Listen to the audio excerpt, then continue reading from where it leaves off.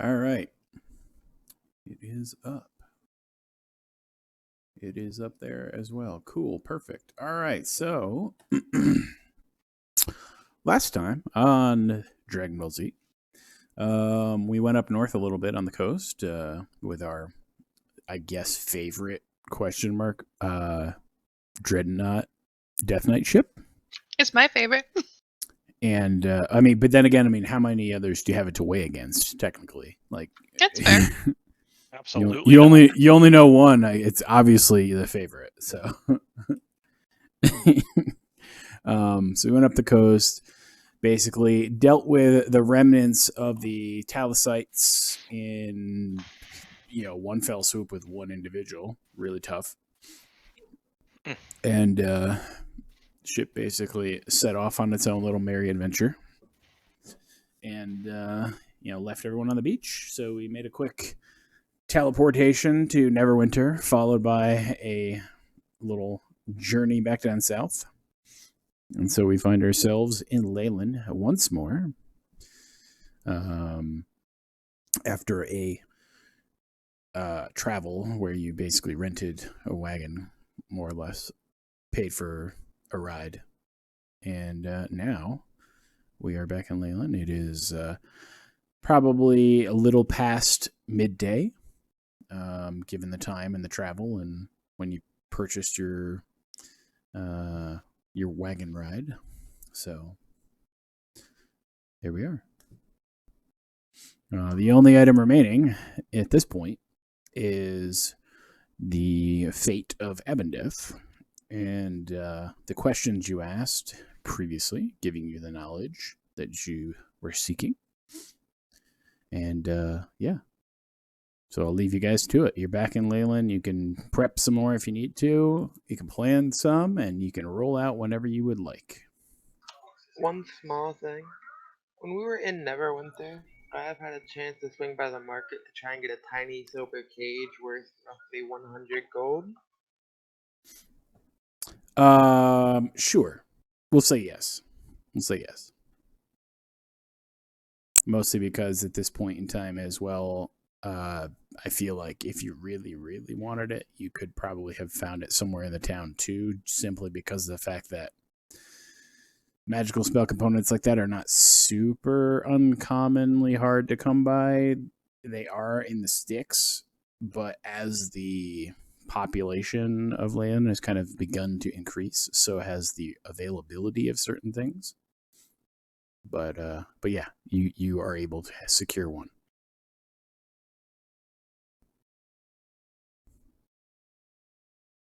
I'm destroying this thing, not retrapping it. It's not for the dragon. If it's a tiny silver cage, it's going to be a little hard to put it inside the box. You know what I'm saying? I mean, no, it's one of those things where spell components normally represent something that you want to do with it, and I just heard cage, and I'm like, yeah. It's in case the other friend is there, so we can get some answers with Soul Cage. Soul Cage. They have to answer truthfully, and that friend of yours is a humanoid. Last we saw him. Debatable, but we'll find out. Okay. How long? It's only been a day, right, Junie?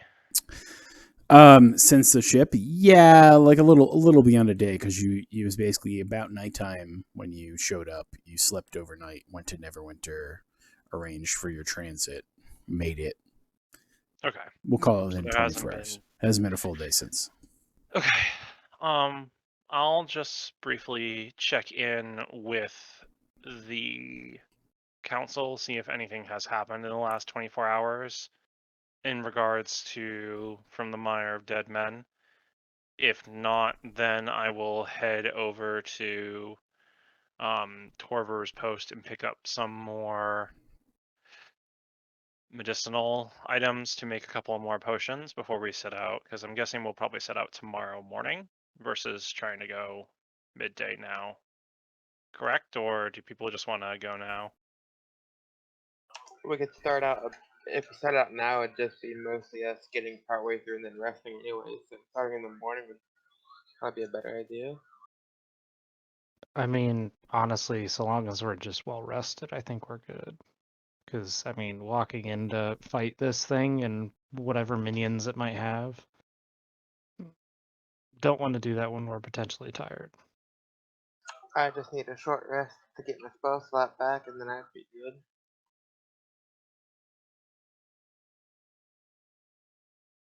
I would very much like to visit the statue one more time before we go see Evan Death.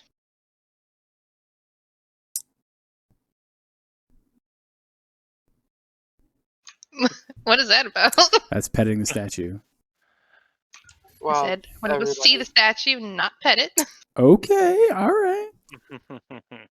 I would like to mention I do take a short rest to use my arcane recovery while this happening in case we are leaving now. Okay. Well, in either case, it sounds like we need to head north. So, North. I thought the Myra was south. right, she wants to go see the statue. Oh, the statue. Right? I forgot where that was.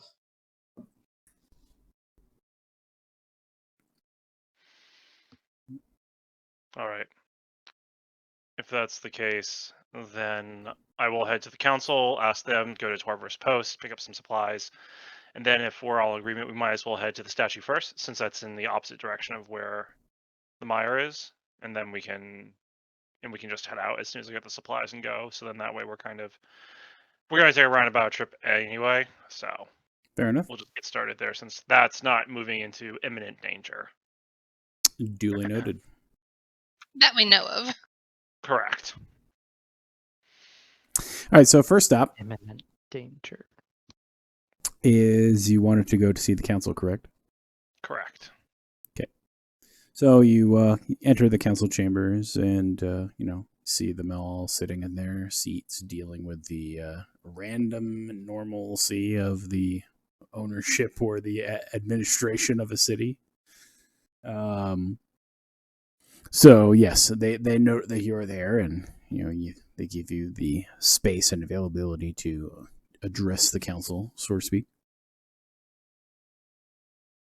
We have finished the request from Lord Neverember, and now I am simply just checking in to see if there is any news from the Mire of Dead Men before we head out again.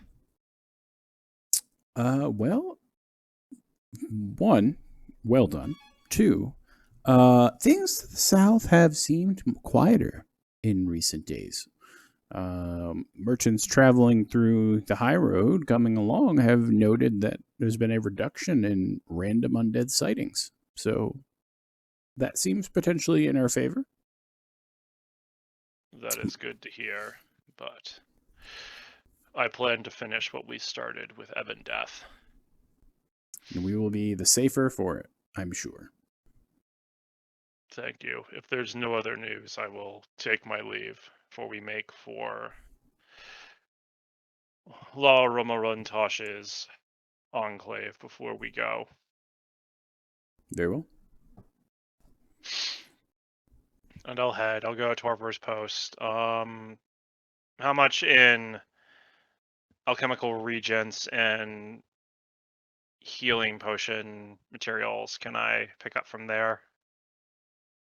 From that location, you can probably handle enough to be able to make like a dozen potions.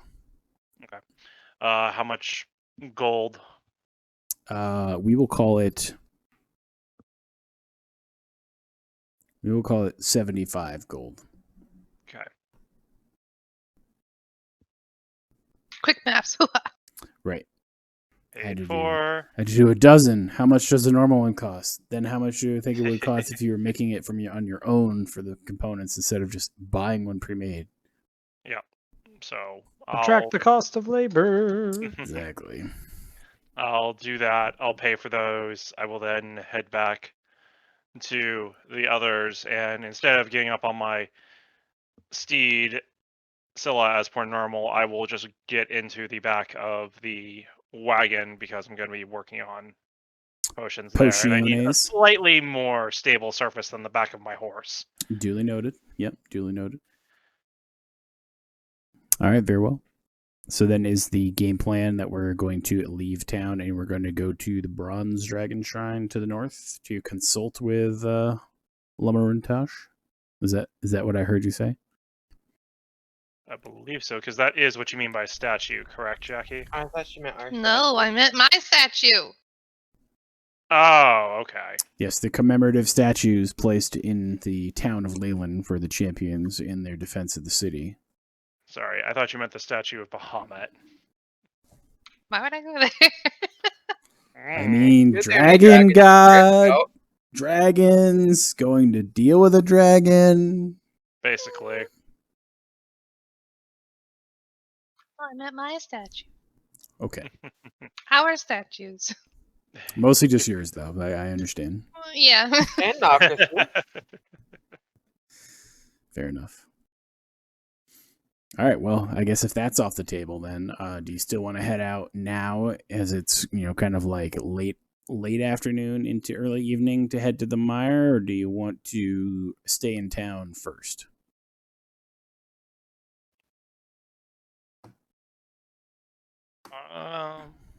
I'm fine staying in town. Harper, we can't hear Yeah. you. That didn't work. Yeah. You unmuted the mic for the headset, but I think it's trying to do the input from the other mic, and it's not picking it up. It's still set for the headset, I guess. No, see, now I'm just not talking. Right. Now you're just trolling. You're just going. Yeah. But So, yes. anyways, what I was saying was that staying the night inside the Mare of Dead Men sounds really, really, really untempting. So let's stay at our favorite what do we call it? The Lumbercock Inn, I believe. Right. Yes, the Lumbercock Shell Inn. Shell. See, that's the word I The always forget. operative word, shell, exactly. I don't think any of us ever remember the show. It's Never. always just been like Umber Hulk in. It's never been Umber Hulk's show. The Bumberbolt. Been that way for a whole year and a half, I think now. So Michelle is just weird. I'm gonna. It say ain't changing. It ain't changing. The added shell is just weird. Well, I Technically, mean, a lot of things will change after a couple sessions.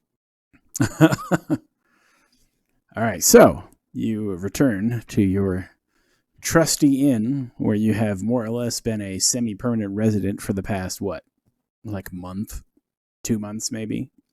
Mhm. And your old familiar rooms, guess what? Are still there, ready for you to occupy them, like nothing's happened. these are ours now. This is our territory. This I is our mean, nest. With the amount of gold you paid this guy, yeah, pretty much.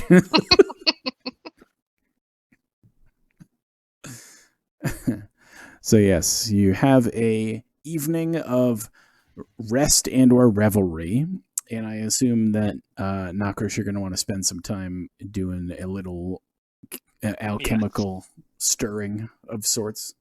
Yes, sir. Okay. Go ahead and give me a pair of medicine rolls, please. Okie doke.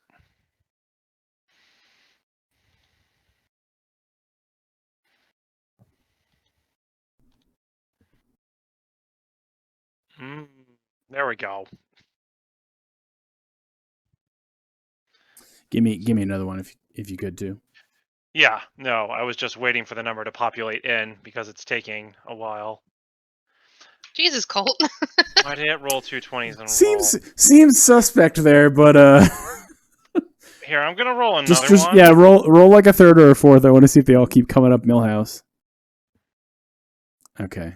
All right. So then I'll just take it as you actually roll the nat 20 twice in a row.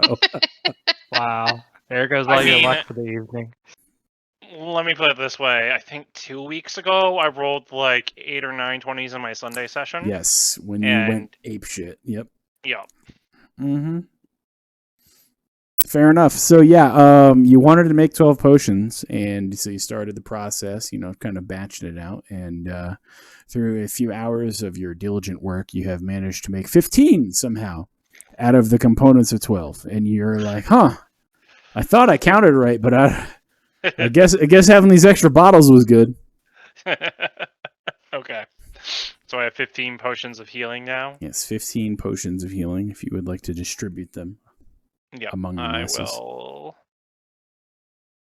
Greater healing. Oh, greater. Okay. Yes, because of the Everyone gets cost. 3 more potions of healing greater. Heal greater. Heal faster. Heal longer. Woo!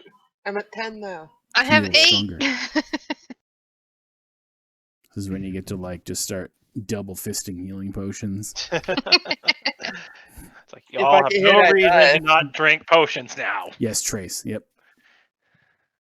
The issue is that I just die on contact when the enemies hit me, so I don't have a chance to drink them. I can't help with that. Just like a leaf barely clinging to the tree, waiting. Just and you're gone. All right. Anyone else want to do any other evening activities? Channeling, anything special? I'm assuming that among the masses. I have a quick thing I was gonna do. Sure. I was gonna go around and I was going to the House of Thalabar. I can't remember the name of it. I was looking at it to talk to Thalabar to see if he would have a spare arcane focus within the tower. Well, I can tell you that Thalabar probably is nowhere near able to answer you because he's long dead. But Gallo, however, Gallo. he may or may not. I mean, I guess you can go find out. Yeah. All right, so you make your way over to the House of Thalabar, currently not occupied by Thalabar. We just need a really high level cleric to do some questionable magic. It'll be fine.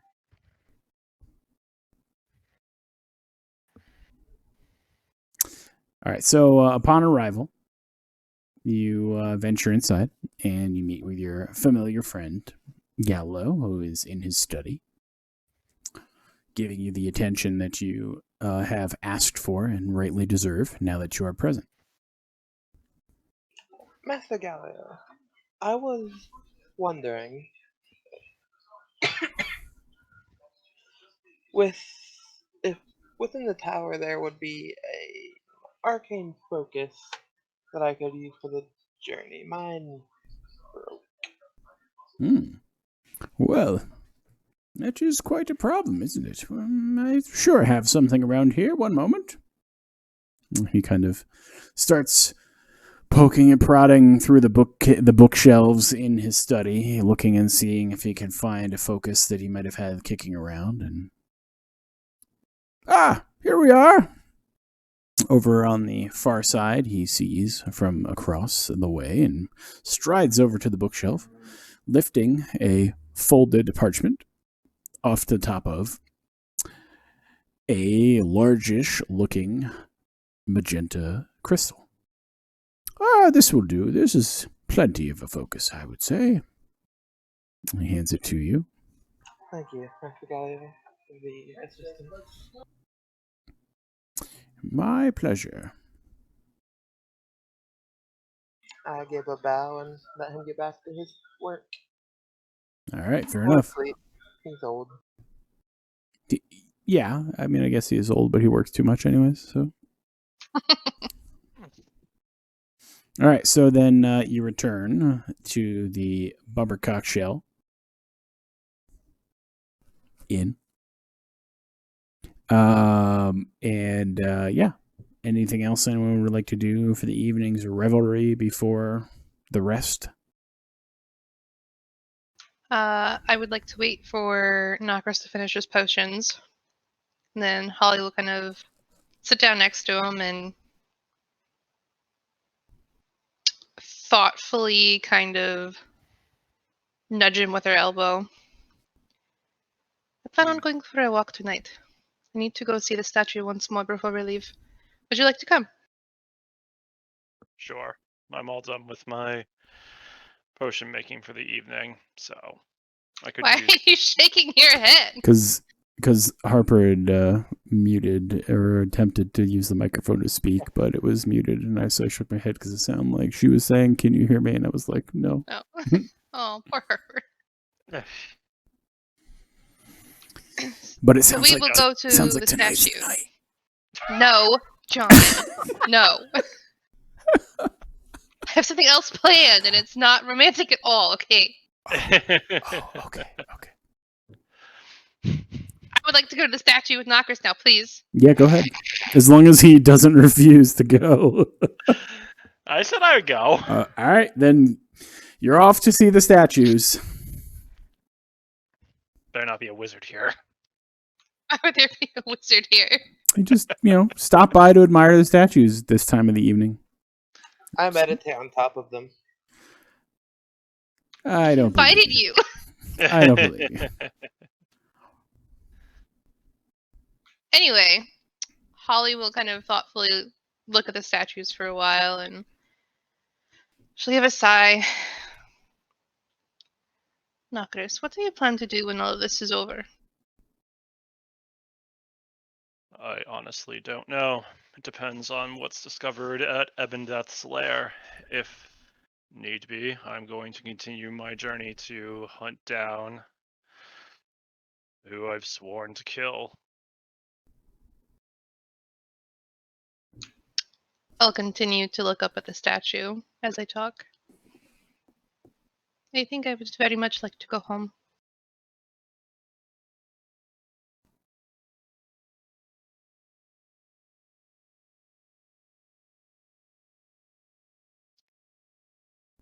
How to respond to this?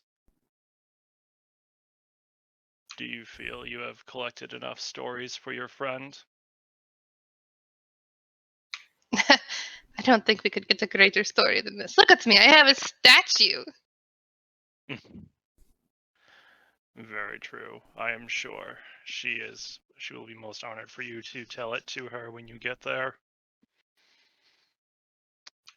No, my friend, she's been here all along.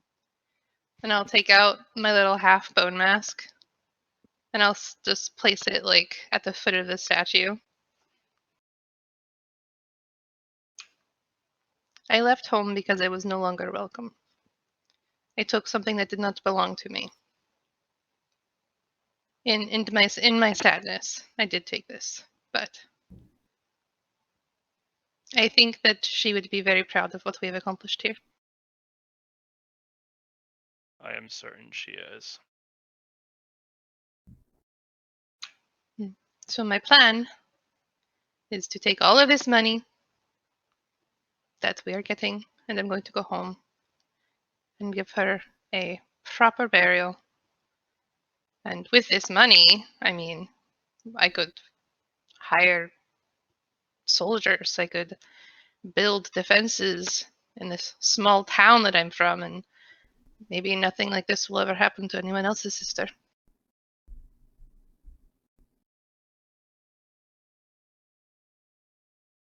It is a good endeavor. If you want, I am sure I could accompany you to the north. I very much do want to see more of the world, but I still have things I need to do. It's very cold in the north. I don't think dragons do very well in the north. I just give her a look, and I just snort slightly as frost comes out of my nose. She just kind of looks at him and goes, right. Yeah, because he's hot-blooded. 9 times out of 10, it's not frost that comes out. It's fucking fire. He throws fireballs at people, for God's sake. You said hot-blooded, so is this the part where Journey starts queuing up in the background and Knocker starts making his Absolutely. move? Because you're hot-blooded. You guys are ridiculous. A stealthy bard on the roof sings. At that, she'll kind of sigh again. Well, I would be glad for the company, and you should hear all of the stories that my people have There are many more than I could ever tell. I will look forward to hearing to them. And I will pick the mask back up, and we will head back to the inn. Duly noted.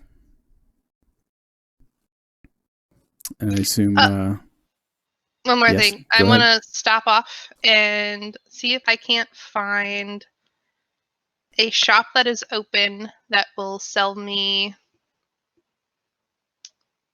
not like a picture frame, but like a canvas frame, maybe? Okay. Like 5 little ones that are big enough for like my sheet paper just to protect them. There's not really any establishment that would be selling that for you that's still open at this point in time. But if you wanted to try to grab something in the morning, you probably could try to find it. Yes, we will do that. Okay.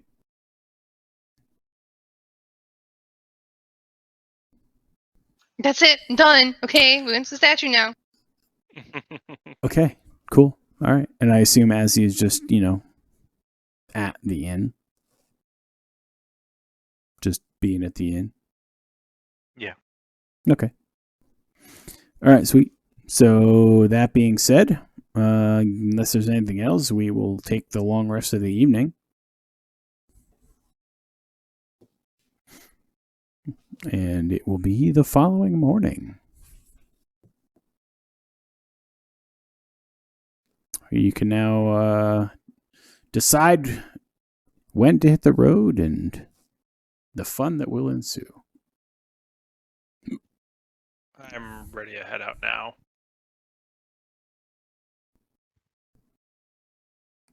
Yeah, let's hit the road as soon as we can, because like there be dragons Yep, I and will undead. get those frames, and then I will be good to go. All right, fantastic. You pay the shopkeeper a whopping 1 gold piece. Mostly because they were only charging you about a half, maybe like a half gold. Probably the equivalent of 50 silver, I think it is. And you were just like, nah, just take the gold piece. I don't have time. That's 50 for silver all would 5 be of the 5 frames? gold Yeah. pieces. Yeah. Okay, cool. Yeah, I mean, you gotta think the frames are like wood, and some nicely marked wood that's been framed and put together and well. It's not gonna cost all that much. So you are now more or less ready to go in the morning, and you have all of your things, and you can get the party underway whenever you would like. Let's go kill an undead dragon. Let's go. All right, so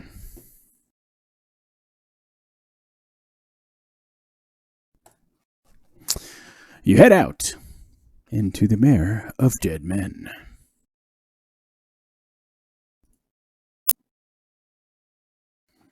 And you leave from Leyland at it's maybe like still early to mid-morning.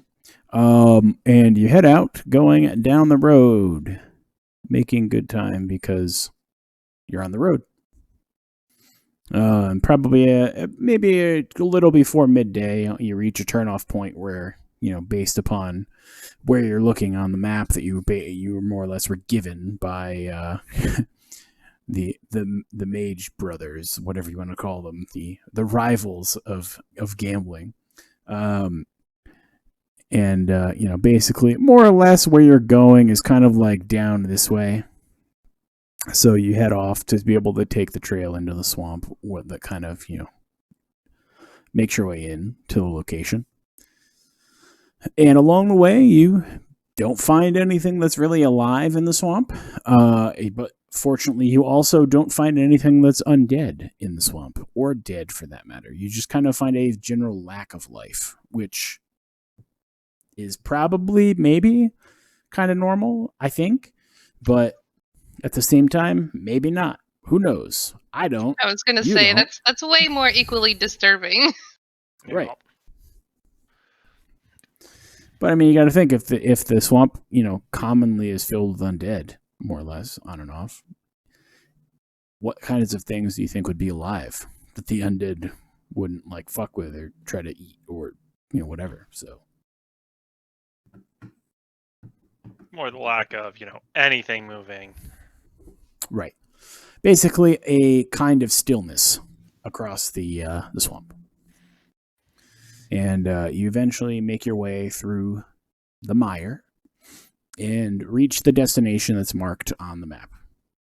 And in the area that you're looking, it's kind of like it's kind of like not really like a clearing, but kind of just like a swampy flatland kind of area where there's little pockets of, kind of like standing water in the swamp. But the kind of, how to describe it, because I've lived around swamps a lot, it's kind of like the moss of things that cling to like roots and stuff. It kind of like builds these little floating dirt islands, let's call them, on top of the water. So there's kind of a pocket of that area where there's like a whole bunch of those that are just kind of like floating along. Not really floating because they're not mobile, but they're just kind of like stationed, kind of checker pattern, sort of, or kind of arranged randomly like that in one area with, the water kind of intermixed around. And on the far bank of that side is effectively just like a kind of like a rolled slope of just like this muck and, ground foliage and stuff, leaves, branches, things that have fallen and just essentially just sink in and get saturated and begin to decompose and break down and to make the lovely stuff that you find at the bottom of the swamp. But this particular area is kind of like rises up on a ridge and then kind of flattens out a little bit before it dips on the other side, almost like it makes like a line going across that's kind of like a bump.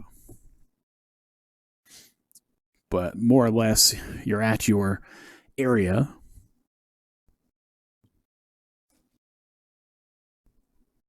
So, Swamp Ecology 101, brought to you by Junie. Yeah, there you go. But just from a brief and cursory look around the area that is marked on the map,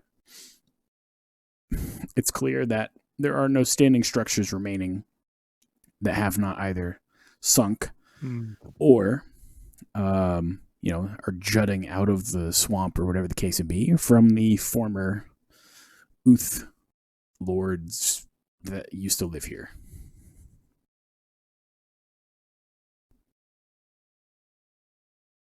Wait. Holly, can't you, like, commune with nature in some sort of way? I remember you Yes, of doing that course. at least one point. Can you maybe figure out if the place that we're seeking has just sunk below the waters or maybe down into the silt? What in Unfortunately, particular would you like me to look for? Well, I mean, the presence of something undead, I think, would probably be our best bet. Because it could just be hidden. Well, from the information that you got from, I can't remember what I made his name. Basically, he told you that they used to be here. They sunk underneath, and more than likely, someone has uncovered an access way or something to get inside. Correct. So that's basically what we're trying to locate. Is Okay. whatever area the access point was or was uncovered or whatever the case may be, that will lead you inside. And he gave us a general area to start searching in, correct? Right, which is more or less where you have just arrived. Okay. I cast Detect Magic to see if there's any illusions trying to hide it.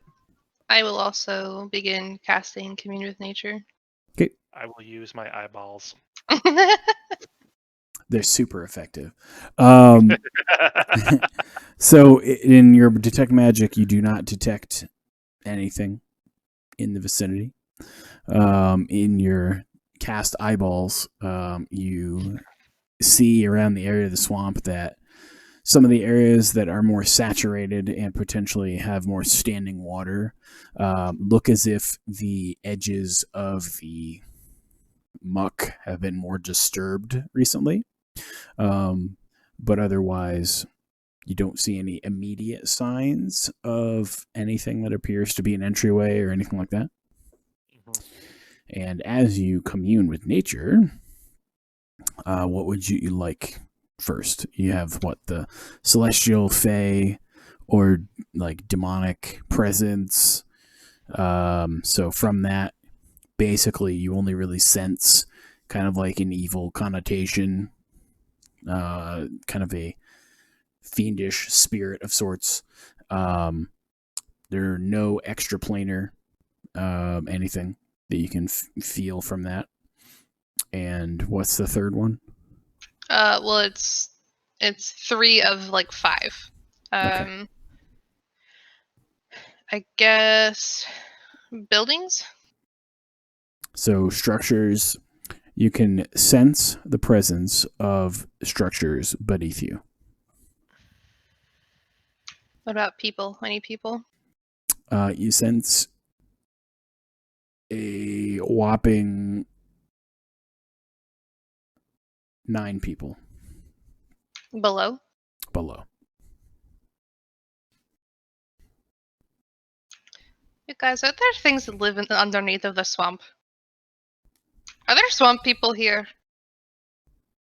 Is that the thing? Sometimes. Do I Technically, know of any swamp people? Yeah, I mean, you've seen the show called The Turtle Man, right? You know I'm Googling that now, right? Go, look it up. This guy is a legend, man. He's amazing.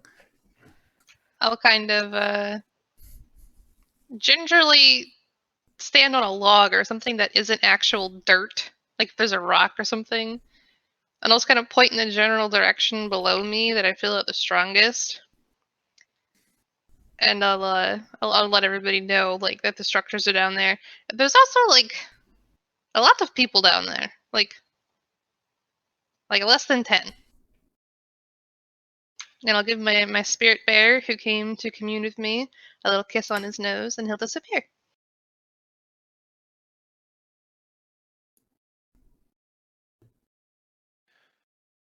probably remnants of his cult or what have you. But if it's down, then down we go. The question is finding the entrance that they use to first get in. I'll start to actively also look around the more to try and find it to help that with that. Words are hard. Yeah, I'll actively begin investigating for a suitable entryway, perhaps, or something like that, starting with roughly around the area that Holly detected had the most source, but kind of spreading out from there. Okay. Before he runs off on his adventures, I'll tap him on the shoulder with guidance. Okay. He hath been guided. All right. So if you want to do, I'm assuming you're investigating is what you're going to try to do. So yep. Go ahead and roll for me. Come on, knockers. Oh, oof. Yeah, see, it's working fine. Yeah, can add a with D4. guidance. With guidance, Yeah. though, like yeah. Since It's I a mentioned 7. looking, would I also be able to roll investigation? If you would like to be searching as well, yeah, go ahead. Even. Oof. All right. So among everyone's cursory investigations, and most intricate in the direction of Blackhand search, you can discern that the area where the water and the sides of the area kind of appear to be a little disturbed, you can tell that the mud has kind of been pushed around and the waves of the water have generated to effectively roll some of the material back, which is why you see that it was disturbed in the first place. So you can tell that something definitely hit this water over here to at least generate some kind of ripple effect that was fairly substantial to be able to create that. But beyond that, you don't see anything with the water over there. But on the far side of the ridge, you do find an area where a tunnel had kind of been chunked out into the mud and reinforced that leads down into a broken section of stone where a crude ladder has been placed and leads down into the depths below. I will now cast Mage Armor. Smart move. Very well. Yeah, so like I guess as I'm kind of like cresting the ridge that like before I see the tunnel, and then like as I see the tunnel, anybody that would be nearby or like might see me, like you kind of see the shadows just go and just poof into existence around Blackwind as she raises her voice. I believe I have found the dungeon in which our foe is layering at this time. I will heft my axe onto my shoulders, and I will slip on my bone mask, and I will head first into this cave. Well, let's go find this dragon. I cast light on her axe in case it's dark. I try to eat it.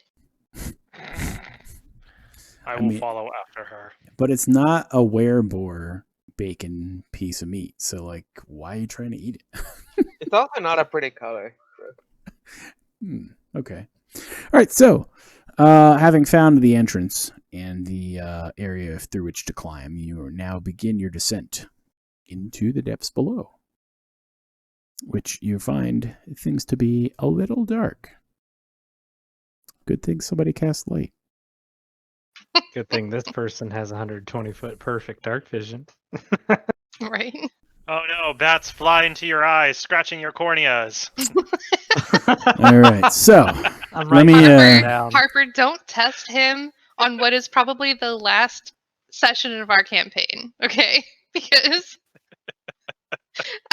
he might pull out some shit we don't want him to pull out. Oh look, a pair of Tarasques for some reason. You stop. You Alright, have an so- unhealthy infatuation with the Tarrasque. in this entryway that you have descended into, climbing down about 120 feet of this ladder into the depths below, you now find yourselves in a semi-ruined hallway where the tunnel behind you is caved in. There's the damp moisture, sounds of dripping water, and the stonework is effectively kind of a hewn stone with granite flagstones that have been placed on top of them to give this kind of like properly constructed feel, while also being very cold and kind of, I don't know, unflinching is the word I'll use, appearance for this, like, you know, kind of heavy and very, very consistent looking rock. So you find yourselves now in the entryway. There are no lights inside that you can see at this point. So literally all you can see is the light being projected by light that is on the axe. And for those of you that have the ability to see in dark vision, the door that you now see directly to your east is a large door about 12 feet high that is crafted out of ebony, engraved with images of death. And in the areas you see spats of rubble and rock that have broken off from the walls or caved in, kind of lining the area. So areas where you see on the map little spots of rubble are considered tough terrain to travel through. So in this entryway, basically most of it kind of is, more or less, with some exception. So just so that you're aware that, you know, maneuvering, for example, like that Nokris over here, that's tough terrain where the rubble is in front of you. Gotcha. So, but I think that's... I can't see anything. Okay, hold on. What is up with your token? It's like every time your token doesn't have vision turned on. Same with Harper. I think it might be because the tokens that you're importing might be from another map because every time I load in with my token, I have to change the amount of HP that I have. To So fit they my do token's head. snapshot. They do snapshot from when they were Yeah. created. But like the light invisibility should be toggled so that you should be able to see with dynamic lighting. Mm, Is anyone else not able to see? For example, Blackwind can't see. Okay, I'm good. I can see. dynamic lighting. Lordy, I can't wait to have to toy with this. It's a real trip. I can tell you that much. So save settings. 1 minute. I think I have an idea what might be wrong. It might be the map doesn't have lighting enabled correctly for it. Dynamic lighting is off. Of course it would be off, because, that makes sense. All right, is that better? Did that change anything? Yep, I can see. Kind of. I can see my token. Yeah, you should only really be able to see, like, not a whole lot in the area here. So let me see what's going on. There's a door blocking most of our view, it looks like. Right. Yeah, you can only see, like, a small Are we all bridge. stacked on top of each other? Pretty close. Well, not really. Everyone is within tiles away from each other, but looks like Yeah, you're because I can't even see my companions. Like Okay. I see my token and nothing else. Up there we Yeah. go. I found what was Perfect. wrong. The distance setting on your night vision was set to like 0, so it was doing some weird like bullshittery with that. So I just Well, Well, fixed there it. is a 0 on the end of my Right, night vision's right, range, right. but It should be set correctly now, I think. So, Yep. but you can only see so far. 120. All right. So with that being said, everyone else has vision. Yes, I'm gonna go with a yes. Yep. Okay. Yep. Fantastic. All right, so as I was noting, the door in front of you to the east is a 12-foot high door crafted out of ebony with engraved images of death upon it. You also can see that from the construction or the assumed construction of the areas of this hallway prior to collapse, that it's probably about 20 feet high inside of this corridor and probably about 10 foot across. And that like I noted, the construction is made of the flagstone of granite and the rubble components. You can also feel kind of I don't really want to call it a tingle, but you can feel some kind of like magical hang in the air, almost like something's lingering. And otherwise, now being in the entryway, you hear a voice speak to you in a ghastly voice. Who is dead but cannot die? The Lord of Bones, whose embrace is patient but sure.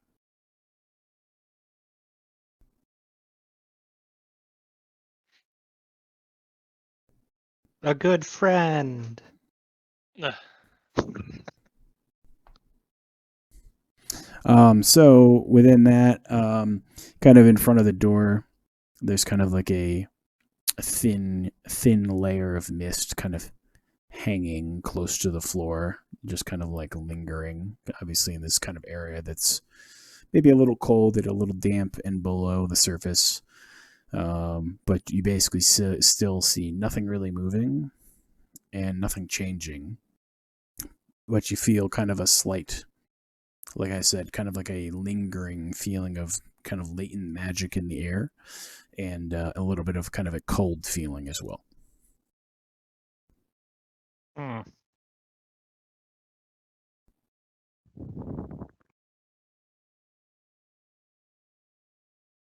What did the voice say again, Junie? Just so that I have it. So the voice will utter again for you as you stand in front of the door. Who is dead but cannot die? The Lord of Bones, whose embrace is patient but sure.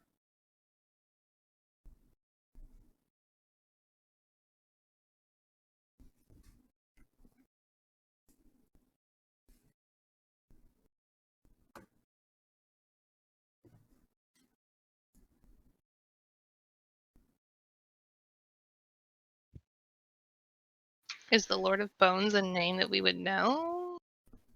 Or is this just part of the riddle?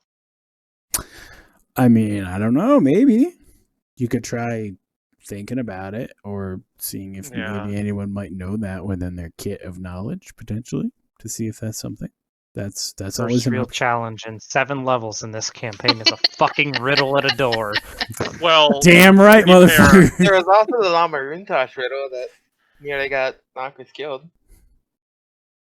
Oh yeah, and the yeah, dragon but breath that one I killed could at almost least did 3 of piece those. together. This one I think I still know, but I'm not sure. So I haven't Necrotic religion? I don't I haven't know. heard the title Or before. maybe Arcana.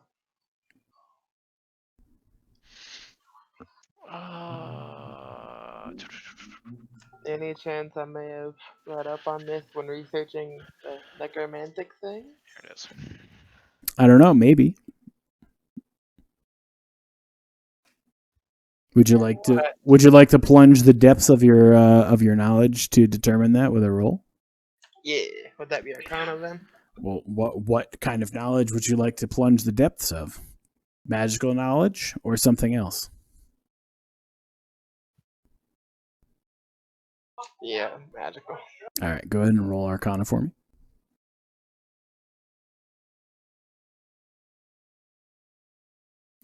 So, knowing literally every word that you've written or read in magic books, you have no idea what this is.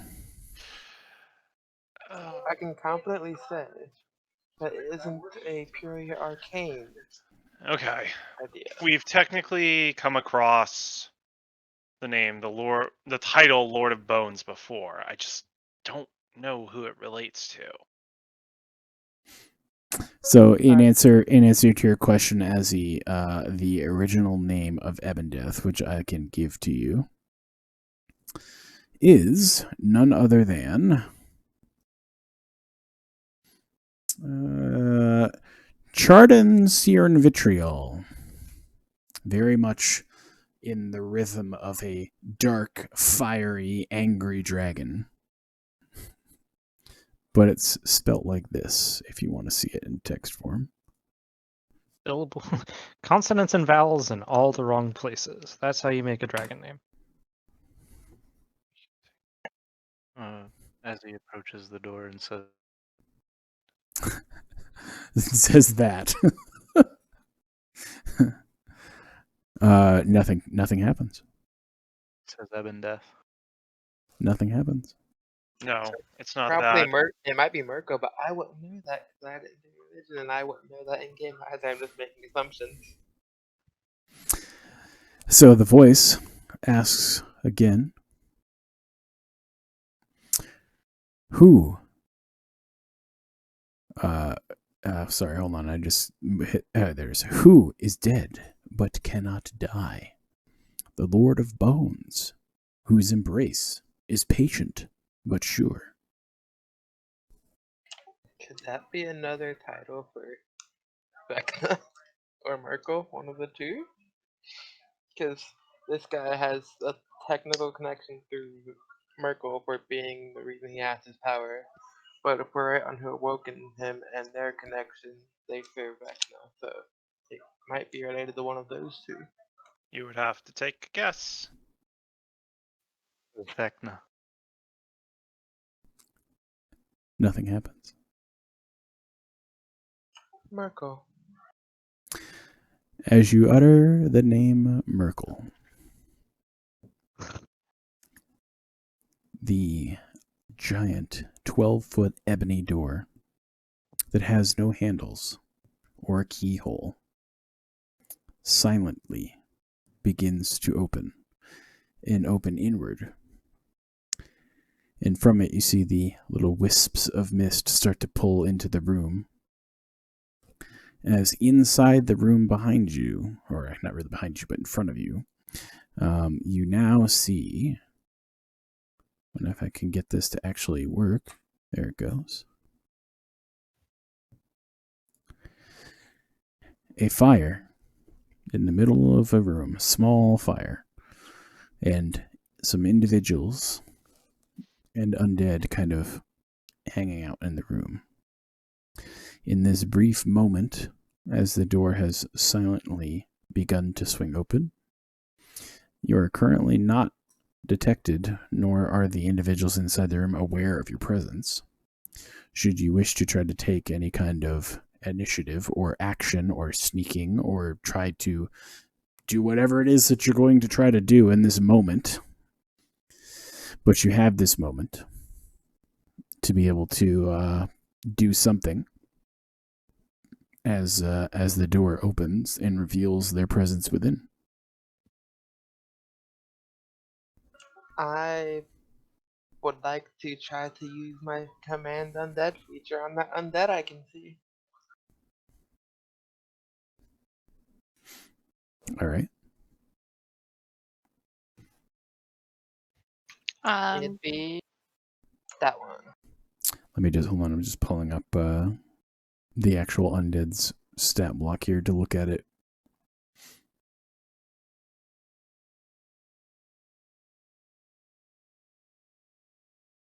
That's not the actual description of command undead.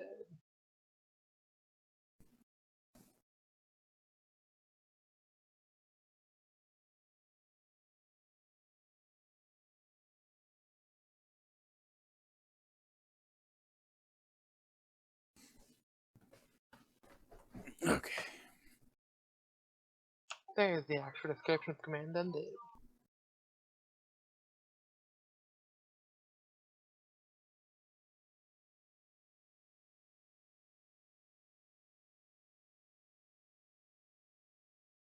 Okay. All right. So it has advantage on its saving throw.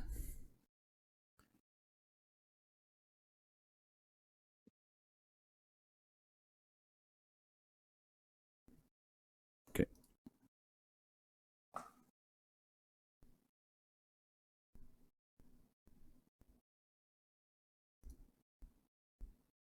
And it passes.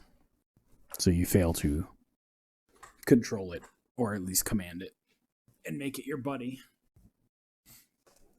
Now it has to die again. Well, it also probably doesn't like you more now.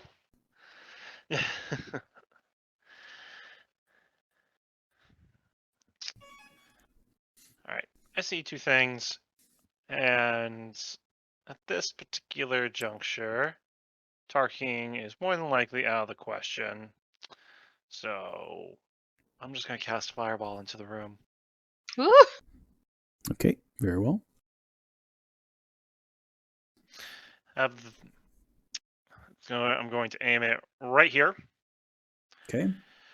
So I just kind of look at them and kind of just flick my finger and let the small bead kind of fly right in here and kind of sit in front of the thing's face like, and then just blow up.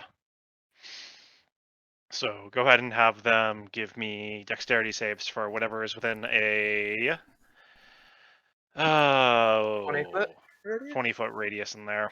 All right. So each, as you can probably guess, each one of those flagstone tiles, you see how big they are, is a, like a 10 by 10 chunk Okay. of slab. So that has four grid spots on it. So basically, like, just note that it's 10 from corner to corner kind of thing. So if you Okay. launched it there, it'd be 10, 15, 20. And what's the explosion radius? It's a 20-foot radius. 20. So you basically get everyone in that room. Okay. So Alright, have so them let give me me do some rolls. All right, so we got we got I 1, tried to do it technically the nice way. 2. The nice way is totally just let me enslave you to my will. It wouldn't have died in a fiery blaze. if He's it- already dead. Doesn't matter. All right, and they're rolling against what is your 17 17? dexterity. Okay, let me do the others now. 1 second. I got this one, Dex. And then this, Dex. All right, so the targets in the room, I'll tell you which ones that you can see. But basically, the one in front of you against the wall saves. The undead saves against the throw. Okay. Saves against the fireball. But 1, 2, 6 others in the room do not. But the others in the room beyond that, there's a total of 11. So the 5 of them Oh, okay. succeed. Okay. So the ones that succeed take 17 points of damage, and the ones that fail take 34 points fire damage. Okay, so this one takes full. This one passed, so he takes 17. This one takes 17.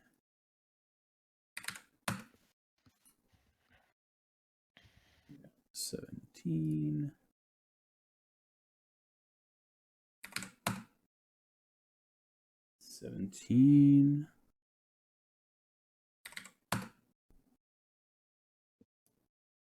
And we got 34. 34.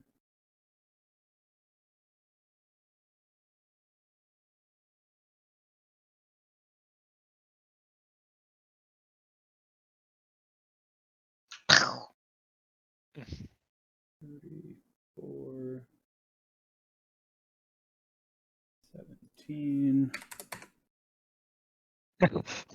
Lots of damage. Okay. So as fire erupts in that room from the fireball that you ripped into the area, some of them remain standing after the impact and are kind of confused, but that plunges us directly into everyone's favorite time. My 3 Combat. favorite words. All right, so let's see. Are there any of those guys standing? Yes, there is one. Let me see if this is configured correctly. Settings. Use tiebreaker. Damn you and your elfin dexterity, Argo. Add initiative roll to the turn tracker. Tiebreaker initiative rolls are toggled. Good. Okay. And let's roll this. Initiative. It rolled Holly's twice. She should have the 19, not the 9. Yep, that's fine. I'll fix that. I'm gonna go to these guys. We got 1 initiative.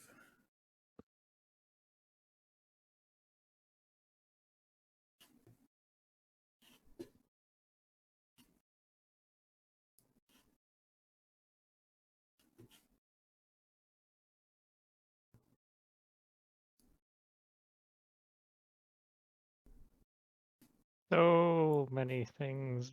Initiative order. Okay, and then Holly's needs to be updated to 19.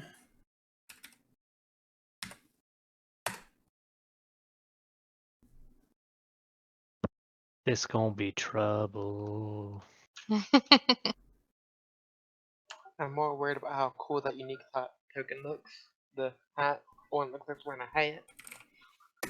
Okay, and I just have to mark in my head and or visibly the number of rounds we are on. So round 1. All right. So from the top, there is a undead creature that shambles his way into the middle of the room and sees that you're down there and comes down the hallway to attack and goes to attack Azzy. It will attempt to claw at you and fails to land a blow. It also looks like it is pretty fucked up. Going to riposte. Okay.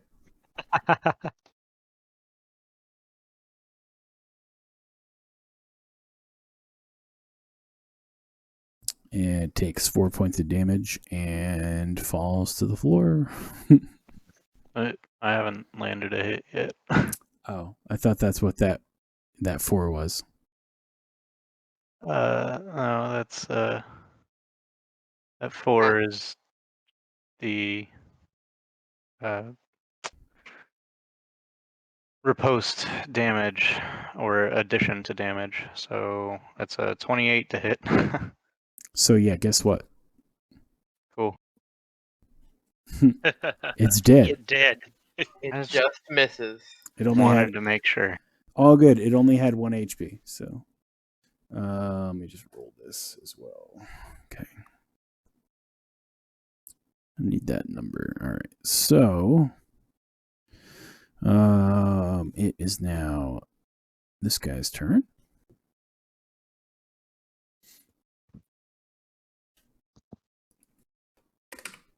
Okay.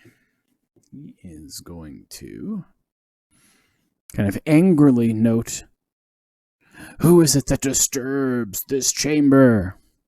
And as he goes through that, he is going to utilize, let's see what spell he will do.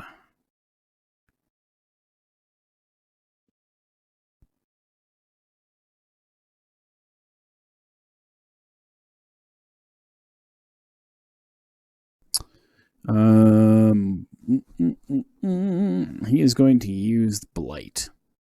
Counter spell. Okay. So he fails to use Blight. That's a 4th level, right? I have to roll then. Yes, it is a 4th level spell. I have to roll to see if I actually beat it. Unless you use a higher slot. I don't know what the blight spell actually is, so I can't do that then. Okay.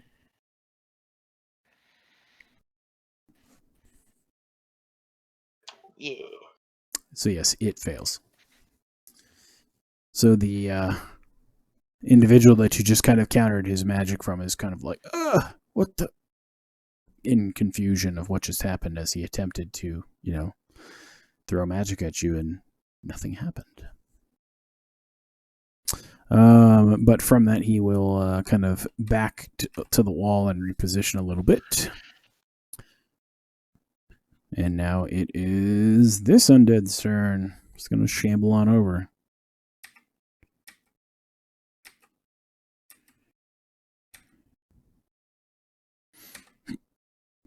And is going to attempt to attack Azzy with a claw attack. Fails to land the strike. And so remains. It is now Holly's turn. Okie dokie. I would like to rage. Roar. And then I'm gonna slip up here Mm-hmm. through my buddies. I'm gonna smack this guy in the face a couple times. Whoopsh.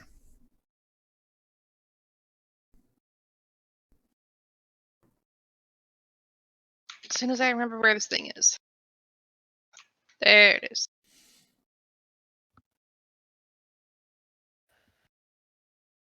I am gonna do. I'll do a normal roll.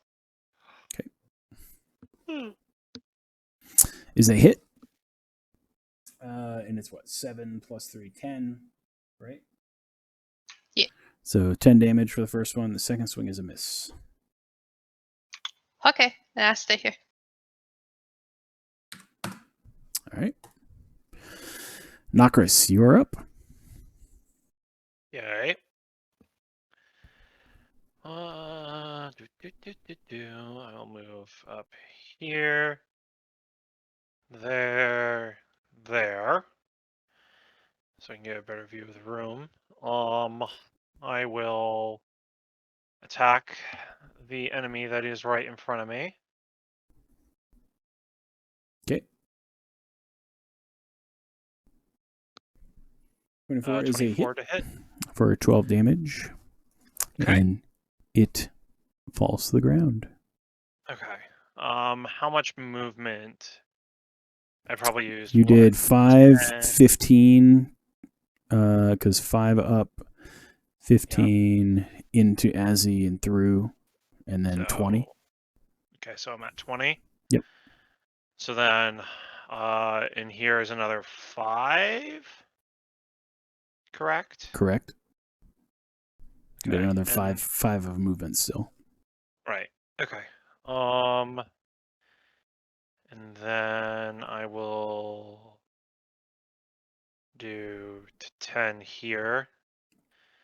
And what I will then do is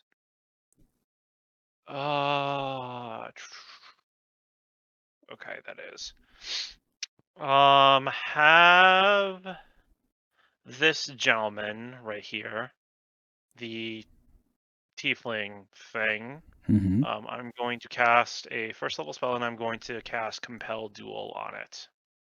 Have him give me a will save, please. Or wisdom saving throw, excuse me. DC is 17.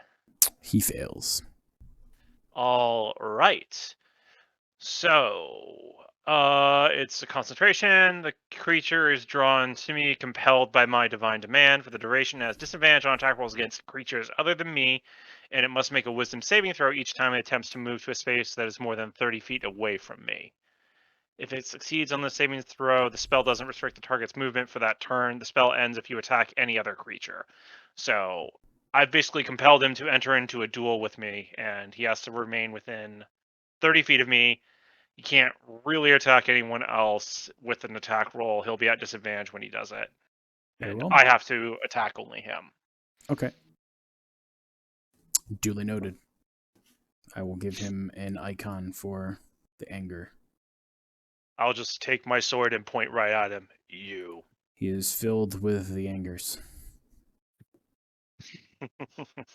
He only has eyes for you. All right. And so, thus ends the turn of Nokris, I assume. Correct. I'm kind of picturing Nokris being all sassy and doing that pose that Cypher did to Squall at the very beginning of Final Fantasy VIII. Where he points his sword at him and he takes his hand and he just kind of gives him the little, like, come Yup. here, let's fight. Exactly. It's been so long since I played 8. Same. All right. So it is now this undead Burrosif's turn. And they are going to come this way.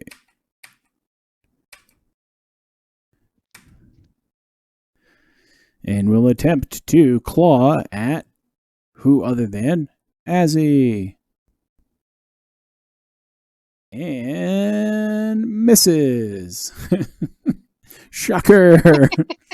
But it was close because he had a 20. It just wasn't a 20 through.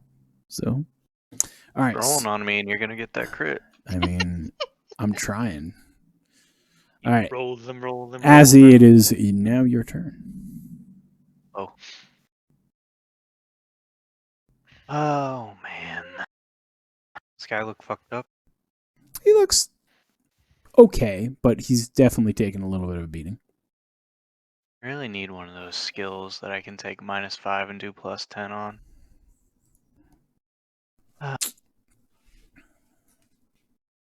Maybe next character. Power attack.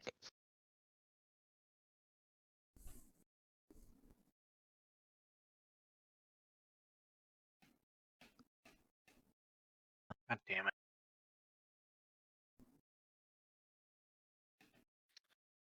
All right, so a 20 is a hit. So you can't just set up to use the D20 dice in Beyond 2 with the app that we use.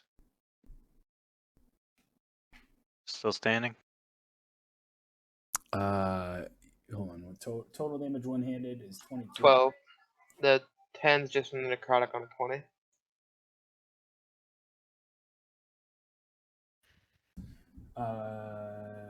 Yes, 12. Okay, 12. Minus 10 from that, yes. Okay, so it is still standing.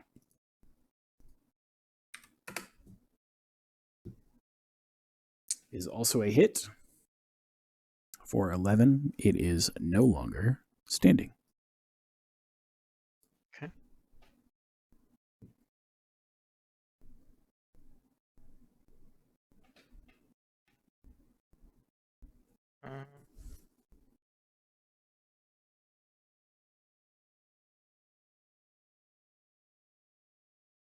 Go here. Okay. I'm going to throw out my third attack. Very well. Is a hit. Okay. And they do not survive. That fireball pretty much did some work. That's all I'm saying. With that, I'm going to action surge and to come down here. Can I step here? I don't know what these things You are. can. They look like pillars. Yeah, they're basically just like, think of them like sleeping bags, so to speak. Okay. Well, that consumes the rest of my movement, but I've got 3 attacks to make. This guy look fucked up. Yeah, he looks a little fucked up. So 19 is a 6. hit. 19 is a hit for 6 damage. Yep. Still there. A 15 is a hit. 8. Still there. A 14 is still a hit for 10 points of damage. And he is no longer standing. Good job, Azzy. Triple kill.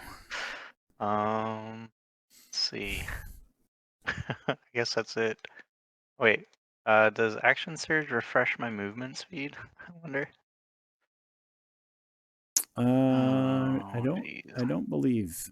I don't know. I think it may. Let me look. You can take 1 additional action on your turn. That is all it says. So Yeah, I think if you wanted it to be a move action, you could take a move action. But if you want it to be an But- action, attack action, then you do your attack actions. Yeah, and you use it to go slashy slash. that's fine. I was just making sure. You used it very well. Yeah, I was gonna see if I couldn't get closer to the 2 chodes up top. So guess that's it. The top chodes. Okay. All right. It is now this chode's turn. And they are going to come this way and attack Azzy because they saw that you have been killing many of them. And he is undead angry. Arr. He is going to Angry zombie. claw at you and miss, but then try to bite you and miss. Grr. Arg. Great, I riposte. Arg. So where's the attack? Attack. Oh Jesus, that's a crit. It is indeed. Okay, so there's that, and plus 1d10, so I do 17 points of damage plus. Wait, All right, so the necrotic damage from it, it's resistant. So, and I don't think you can draw life from it because it's undead. It actually specifically calls out not construct or undead in the. Right. yeah, there. but it says. I don't know. Well, it doesn't say that I'm. Well, I guess that makes sense. Whatever, it doesn't matter. So it's a total of what? 10 17. slashing. Yeah, 17 then- plus your 3 from your riposte. So 20 Well, damage. No, so Plus the it's 3 from the crit. 7 plus 3 from the crit plus the necrotic damage, which is I guess 5 at that point, and then the 3 from the riposte itself. So 20. Right. Counting 20. it is no longer standing. Killing spree. Pretty much. Keep going, you're gonna get a Kilimanjaro. Not enough enemies. I'll move to there and pull out the crystal I got from Galio and send out a second level magic missile at this guy who tried to blight my friends. Very well.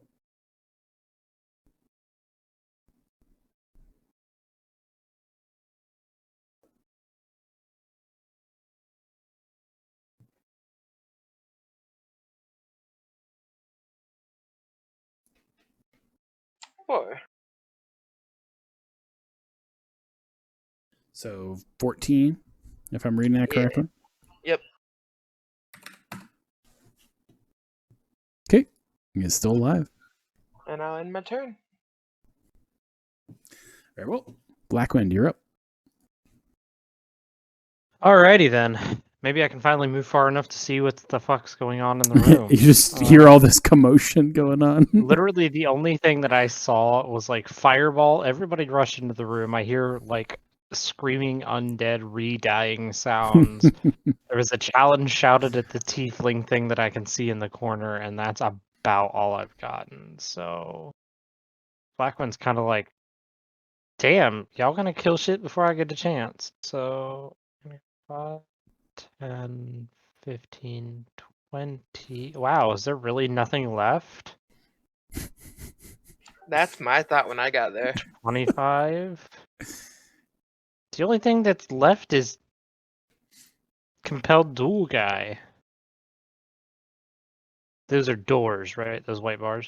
Yes, those are Yes. doors. Oh, well then, like, sorry, Nokris, but fuck this guy. I mean, that's the So- point. That's what you're supposed to do. In before you Well- miss all the Eldritch Blast. It's literally a crowd control spell. That is a good point. Yeah.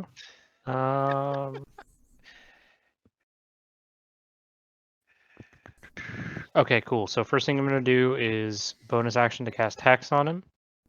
Okay. And What stat would you like to affect? Strength. Okay. Strength has been affected. That way, if Azzy gets a chance to knock his ass to the floor, he'll have an easier time doing it. Then, let's see, it's being cast as if it were what level of these spells now? 5th. So yeah, I can maintain concentration on the spell for up to 24 hours. So we're good there. And then, I would like to unload an Eldritch Blast volley into him. So So- a started blast. Pew pew. First one. 21 is a hit for 14 force damage. And 4 necrotic from Hex, Mm-hmm. followed by second Eldritch Blast. Is a hit. Appears to be the exact same numbers. And the force of the shot rips him asunder. And he falls in against the wall in a pile of fleshy bits and robes. Round I didn't even get two. to roll my necrotic You, damage. you played too hard with your food. I don't know what else to say. You ruined it. I mean, damn. Gotten to roll dice like 3 times tonight, guys. Fuck. Hey, Save man, some for the rest of Have us. two big, that strong fireball- melee classes. that fireball just fucked up that room. So Yeah. Yep. As Knockers is wont to do. Mm-hmm. So as you have now cleared the room, you get a free round of action to move into the room. As you can hear mumbled and muffled voices kind of rhythmically calling in the room to the northeast. So this direction up here. Gotcha. Can I use this turn to do a quick check over that tiefling that tried to blight my friends? That's exactly what I would like to do as well. So you're doing what kind of what now? Searching the quick- body of the tiefling. Okay. Quick little look over, not a to intent in case something interrupts this. Understood. So with a quick shuffle of the body of the individual, you can denote that they were carrying about 170 gold pieces and 5 normal potions of healing. And they didn't have a chance to use them. I bet you hold on to those, Blackwind. All right, I will add them At to my least for now. inventory.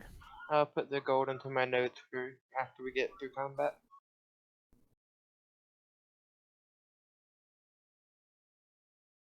All right. Anyone else want to take a free turn action of movement or whatever else if they have not yet already? I think everybody did. Oh, maybe as he made his move. Yeah, sorry. All good. I post up against the door, ready my shield, and take a Spartan stance. Okay. Very well. Since I was searching the body as well, so Okay. get myself to the appropriate place. That's fair.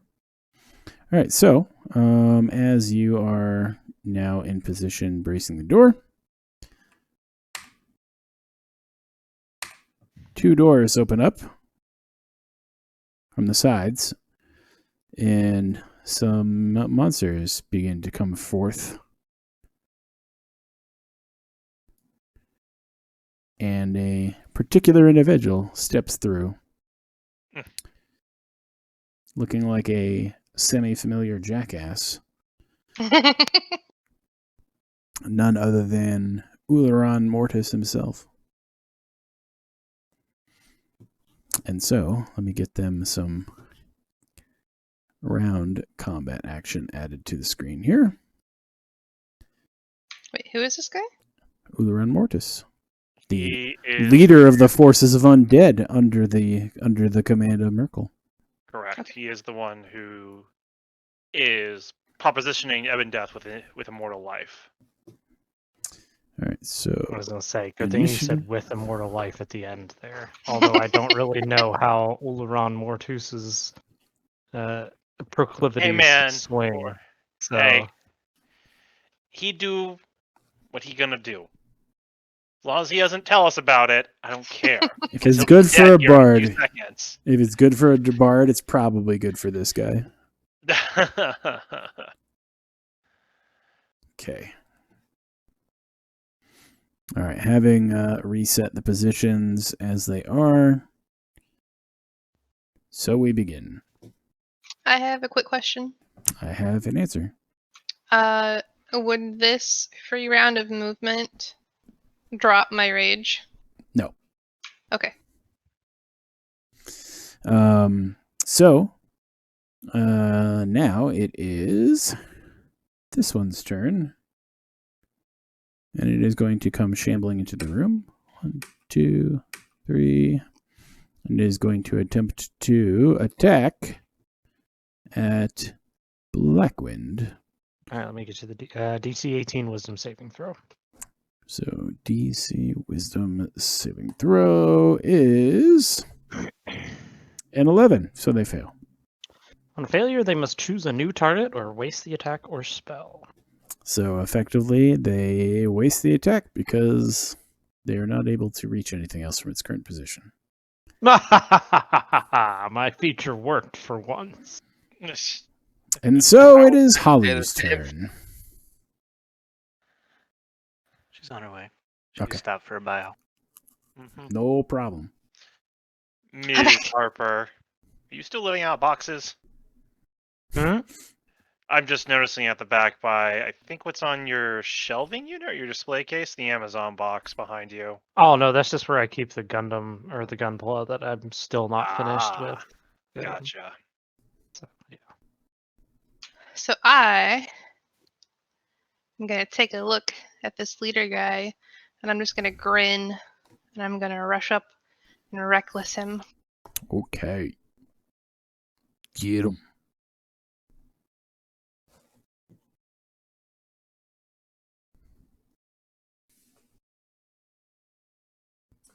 All right, so first swing. Is that turn A?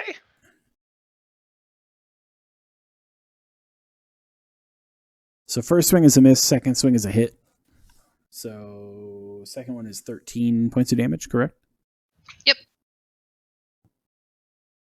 I'll just hang out here.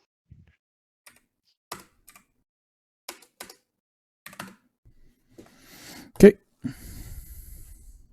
Nokris, you are up. Okay.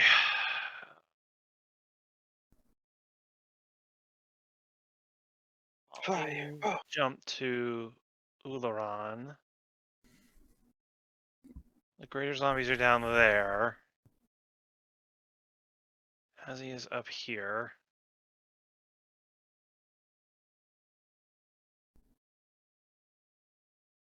Let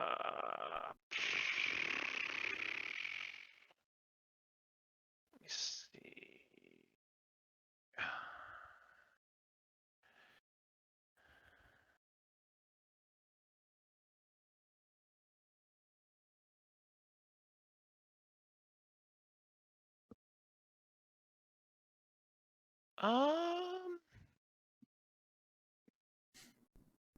Okay.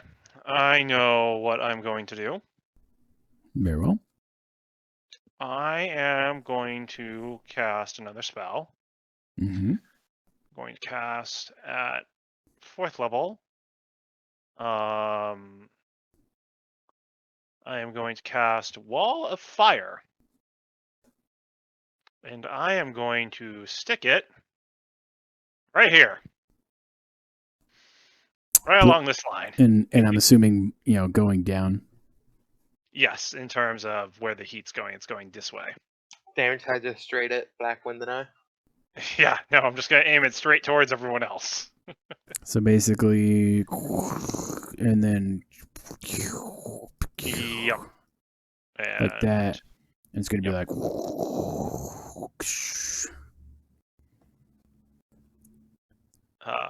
like. Not quite at that level though. It's more like that level, but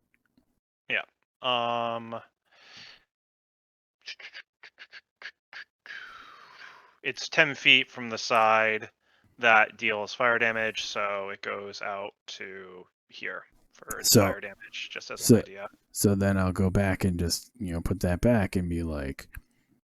In terms of the side that's burning, yeah. Okay. So have this one give me a dexterity save since he is in the the one wall. That is in the line. Yeah.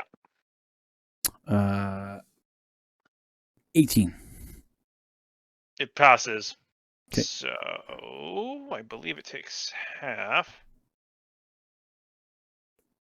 Yeah, it takes half. So it takes 10 points of fire damage. And on the side by you, when you cast a spell, deals 5 fire damage to each creature that ends its turn within 10 feet of the side or inside the wall. And then obviously when it tries to pass through the wall, it'll take 10 more points of damage. Right. Or it'll take damage as well and have to do that. With that, that's my action, and then I will move to here. And that will be my turn.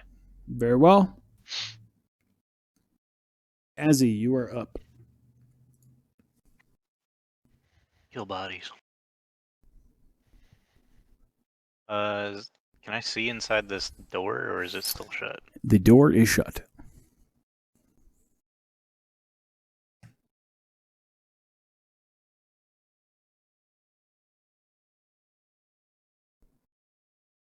I'll do a charging attack down there.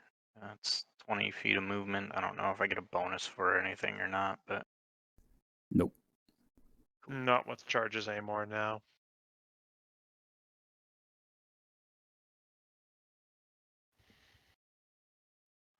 But it sounds cool.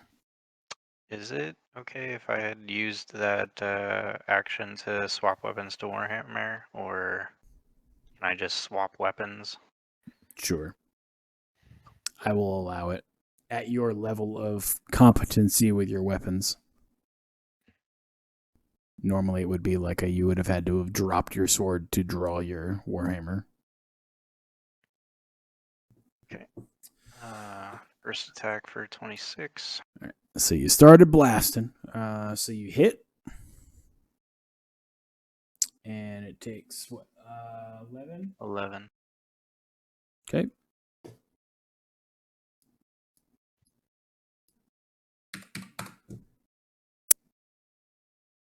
19, is a hit.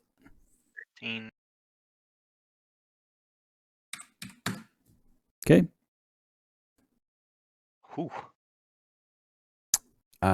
Is a hit. So that's a crit for 10. Oh, 1 extra critical damage, really. Yeah, it's kind of weak. Nice So game. 11 Thanks. So, yeah, I guess a total of what, 24, 35? for the round. Yeah. Yep. Additionally, I'm going to attempt to Shield Master shove this guy into the flame. 'Kay. So, strength check. Need a 17. It succeeds in fending off your shove. Damn. Okay, that's my turn. All right. All right, it is now this one's turn, and let's see. They have to make a dex save at the start of their turn or when they end their turn. It's when they end their turn. If they're still in it, they take fire damage, or if they pass through the wall. Okay. All right. So, but if they're technically inside the wall, or they're on the They're not damage inside it. side, they have to walk through it. Okay. I Yeah, got you. they have to walk through the wall, and when they walk through the wall, they'll take damage. All right. So, dex save Mm-hmm. failed. So it's what, full damage, which was 20, Yep. 21. 21. 21. Okay. So 5, 10, and they will attempt to attack Blackwind. And then if I remember correctly, your defenses mean they have to pass the whiz save before they can actually hit you, correct? Yeah, I will double check that real quick though.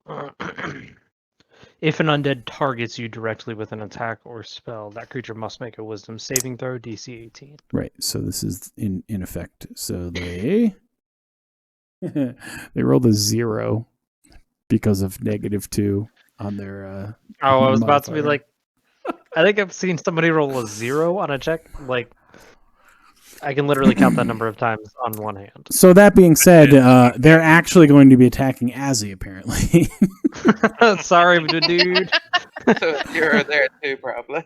All right, so they are going to attempt to attack Azzy with a fierceful flail of their punching fist.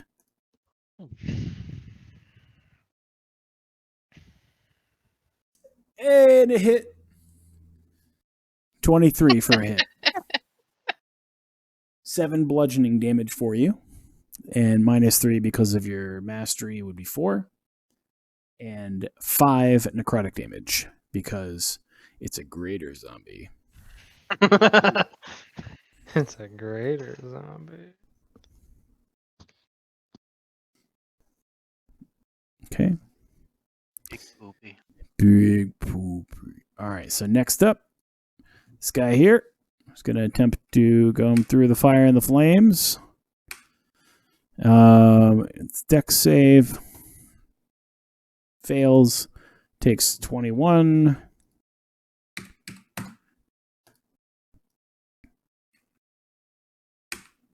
And we'll attack Azzy.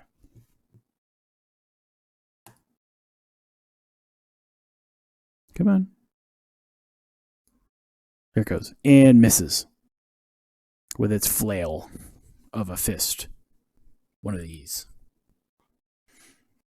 All right, so then it is now our boy, Uran Mortis.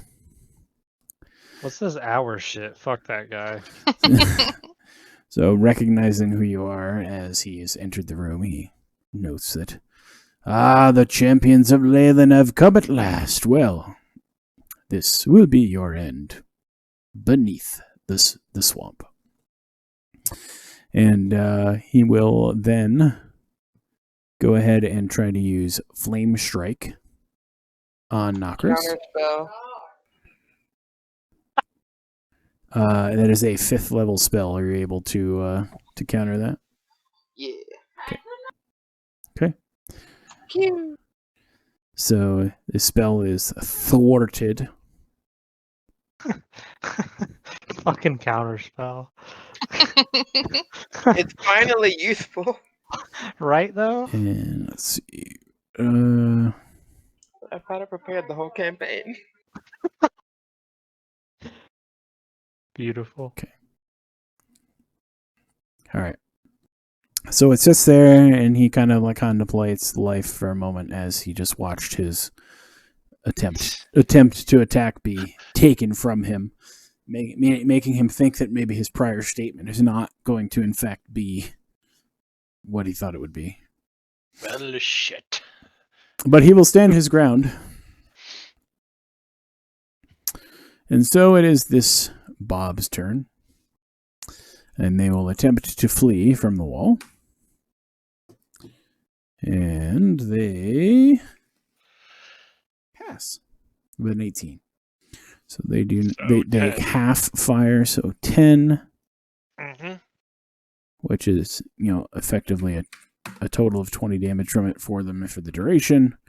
And they will then attempt to attack Azzy as they have kind of log jammed there. God damn it, Ozzy. Why are you the Evergiven? All right, so What? The Evergiven. Oh, You know, the ship in the Suez Canal? yeah, The one that just got freed today? Evergreen. No, apparently it's called the Evergiven. well, in either case, it did get free today. So, but you know what else is free today? Me critting Azzy. And if you swing at me enough, All right, so you take 15 bludgeoning, which includes the crit damage, which is lessened with your mastery to 12, and then you will be taking a total of 9 necrotic. Some crit. felt that one, boss. Are you doing okay, buddy? Were you 86. were you touched by an angel in dangerous places? Actually, ooh, how does that work? Give me 1 second. I'm gonna do a thing. Okay. I'm gonna do a thing. BRB. Things you don't want to hear the bard say for 1,000, Alex. Okay. might be I'm hearing that a actually lot going to parry That this one. campaign. Okay, very well. So Well, not that's the way you're thinking. a D10 plus 2. So 9 points of damage. I am going to mitigate. So take the 9 from the total. Cool. Plus your 3, so it'd be 12 from 15 plus 9, 24, so 12 points of damage. I did the grand total and then just healed 9 points of damage. So Gotcha. Okay. All right. Very well. Thus ends that Zambi's turn. Argo, you're up. I'm gonna move to here. Okay. And since they're lining up for me, I'm gonna send the lightning bolt. Okay. A deck save 17. Okay, we got the first one in the column. Fail. Second one. Fail. I'm assuming the range allows you to reach the one in the other room. Yep, 100-foot range. Fail. So they all take 27 lightning. Yep. Okay. moist flesh turned crisp.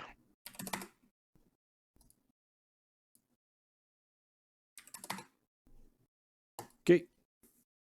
Shocking. And then I'll take. Wait, yeah, because I was here, here, here, too. 10, 20.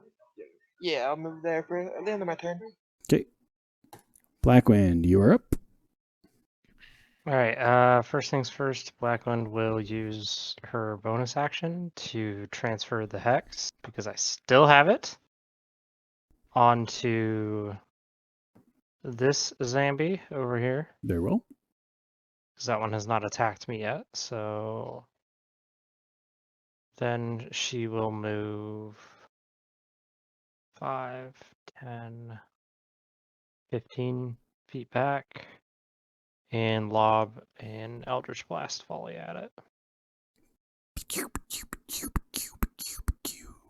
Am I warlocking right now? Am I doing it the right way? Yeah, you're Eldritch Blasting. I mean, that's basically. Say I'm not sure if there's any wrong way to do that. Uh,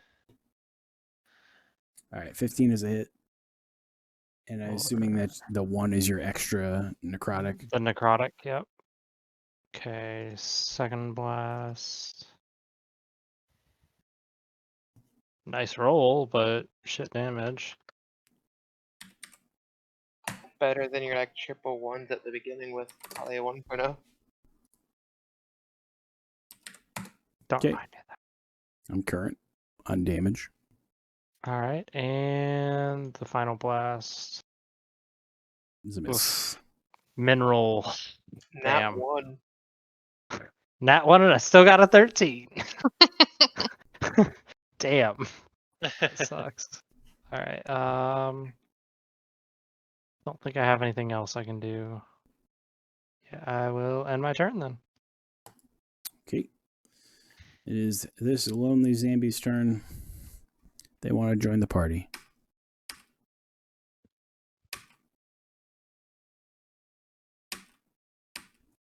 And going through the wall, they will do their dex save and fail and take 21. I assume they don't have to deal with coming out the other side, right? No. That is, I believe, the big thing that they changed from its iteration in past editions. Right. All right.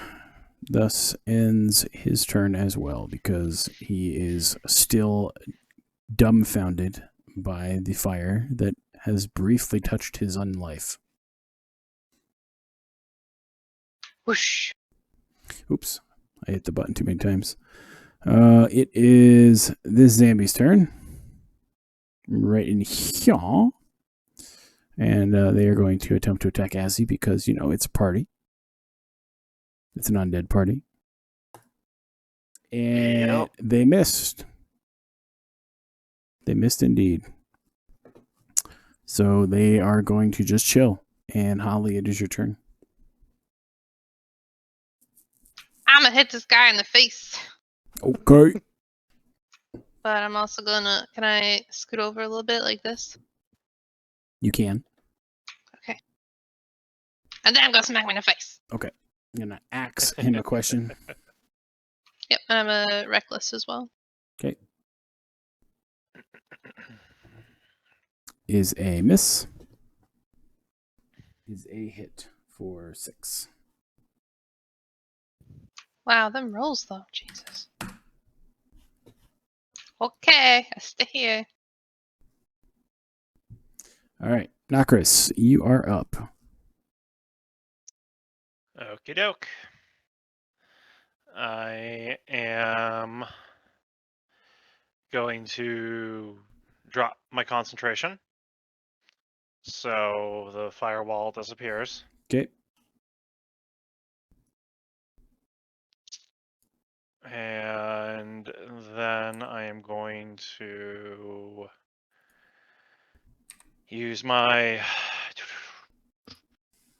bonus action to cast Divine Favor, which gives me an extra d4 of radiant damage on hit.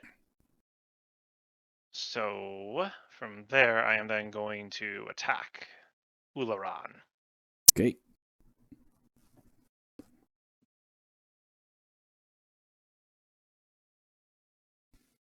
$14. Is a miss. I will attack once more.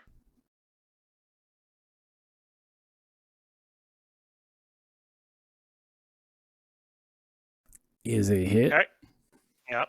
So 20 plus the D4. Because I don't think that gets doubled on a crit. Right? I'm not All missing. dice is all it says. Okay. Yeah, I would allow it, I think. Okay.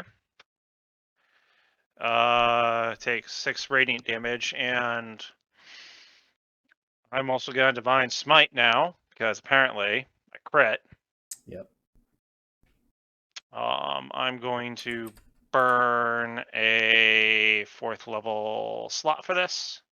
He's not undead, correct? He is, in fact, not undead. Okay, good. Just want to make sure. Roll Yet. 10. He is a man. He's a man. He is not a dragon, man. Okay. But he is. Takes 41 more points of radiant damage. So in total, Smoke it. 67 points of damage. Smoke it. Quite literally a smoking crater left over. He's probably still he's standing. still standing. Oh, I mean, darn. he's smoking, He's in the but he's, crater. but he's not a crater yet. He's standing in one. That is my Because- turn. Yeah, because he's. Yeah. All right, Azzy, you're up with your mosh pit of zombies. This is how you know you're popular. You're popular because you're in the middle of the mosh pit. Yeah, I mean, you ran straight headlong into the action of where the zombies are coming from. What did you expect? I don't regret my decision. I was just making mention. All good.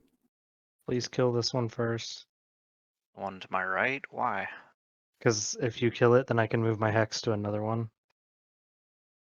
The one to my Otherwise I have- south has taken a significant amount of damage. The one to your right's also been hit by both a wildfire and the lightning bolt. Well, we just let D decide what he wants to do.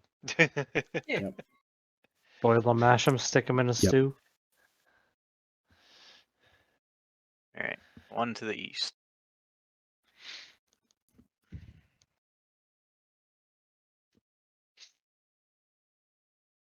Oof.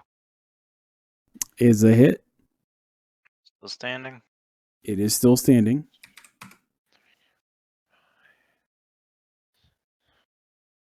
Is a hit. 7. Still standing. It is no longer standing. Great. Let's see. I will, I guess, swap focus down to the one on my south and resume that onslaught. Okay. Do Hast. 14. Make is a miss. Shit. Okay. Shield Master Shove again.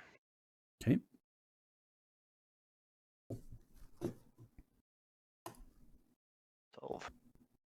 Is a fail. He succeeded. I got excited for a second. All right, let's see. Anything else that I can do? That's my bonus action. At least I get my reaction back, right? All right, cool. Yeah, that's it. Very well.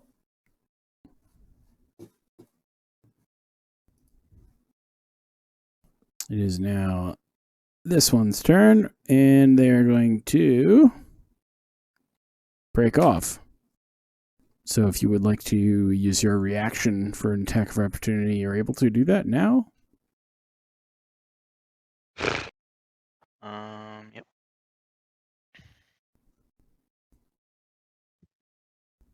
Teen.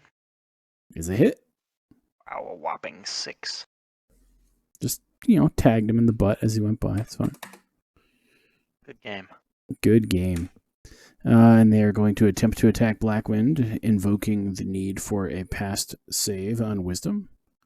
What's the number it has to pass? 18. 17. Or no, yeah, it is 18. 18? Yep. So they fail. And they sit there twiddling their thumbs like a zombie. Harper. All right, it is our necromantic friend Uran Mortis's turn. And he is going to kind of angrily attempt to strike at Nokris now. With his War Maul. Mm-hmm. So he will swing twice at you. Okay. First swing is a miss. Mhm. Second swing is going to... let's see here. He's going to invoke his guided strike for an additional plus 10 on the attack hit to make it hit. Ooh. He Okay. a war cleric. So it will be 7 bludgeoning damage. Okay.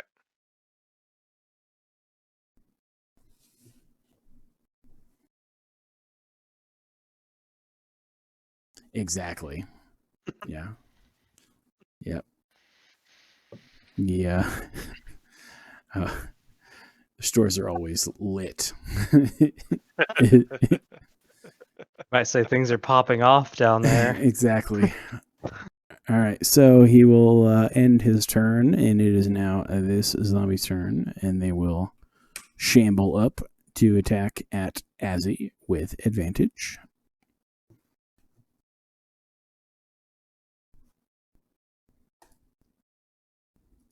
He just got up to it. To go pee. All right, well, he missed, so he didn't do anything Okay. to him. And Argo, it's your turn. I'ma spin the gem in my hand and send a firebolt at the zombie to Ozzy's east. Not a firebolt, a rare frost. Okay. Not hot, but cold. I don't have firebolt. Wrong character. That's You because can Argo's a carry. dragon. Argo's an ice dragon. A scaleless ice dragon. Yeah. All right, so Ray Frost 21 is a hit for Oh, 15 cold. Yeah. nice, buddy. Nice. And then I'll end my turn, because I like having this nice sword against my back. Okay. It is Blackwind's turn. All right, it's Blackwind time. First things first, bonus action to move my hex onto this one, since the one that was originally to Azzy's East Okay. is dead now. Is redeaded. Yep. Which redead. which stat would you like to affect? Strength. Like that. I will not do that anymore. Anyways, so is that what Black One says when she casts Hex now? Maybe. Ooh, I likes.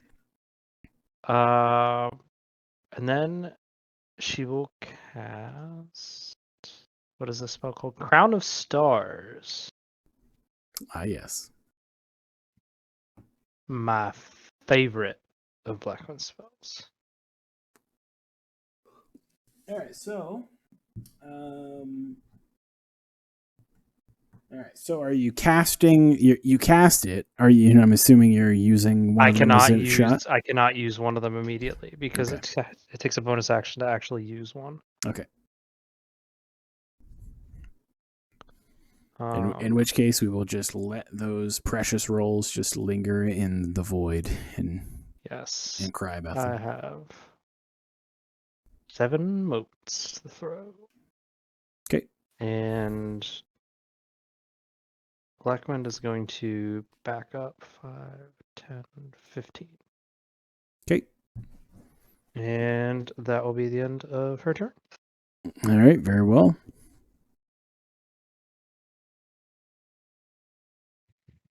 This dude's turn. He is going to attack Azzy with his fists and swing both of them with advantage. So first swing a whopping miss. And the second one is a miss. So they're just swinging for the fences, but your 22 AC just says nah. And so it is the next zombie's turn. And noting that you have noticed suddenly that the sounds of chanting and mumbled voices from the room to the northeast has subsided. Oh boy. Mhm. Remember that thing you said before about making the absolute worst possible move you could? Still at it. Gotta stay in character. Argo is not tactical. All right, so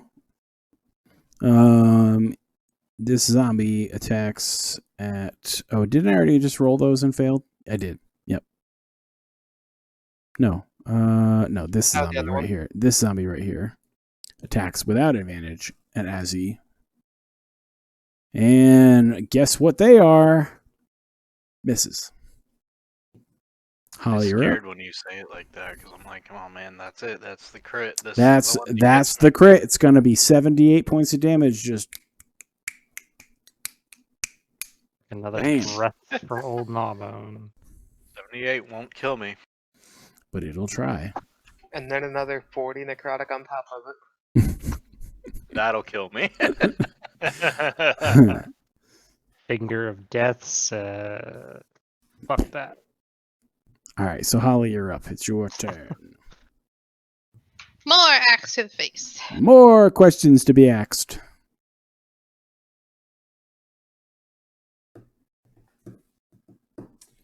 First one is a miss. Second one is a hit for 16. Does it? Okay. Knockers, you're up. All I know you right. get advantage if you go a little bit further in, right? Well, actually, Right. would he? Because the door's in there. Because the door's there. He- No, I don't know. The door is technically open, so I would allow advantage if you were directly behind him, simply because you're in flanking through the door frame. Yeah, I'll do that then. Move here and then I'll flank so that we have advantage. Okay.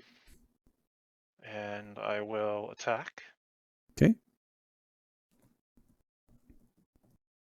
So there's chanting, and really need Woo. to deal. Okay. Spicy. Okay, I mean, All right, so let me just last first, same as the first. Go ahead. let me just stop you here. Mhm. He is dead. Okay. So if you want to flavor this, you basically just cut him like the bitch that he was. So I pretty much go ahead, drive my sword right into his gut, so it goes right through him. Your pet is next. And then I just pull it straight up. nice. And he just Finish kind of him. unfolds. Fatality. And he dies in a bloody mess on the floor. All right. Well, Okay. Okay. And I still have movement. You do? So Oh, you know what? Actually, I need to also do this. 10, 15. So 20, 25, 30. And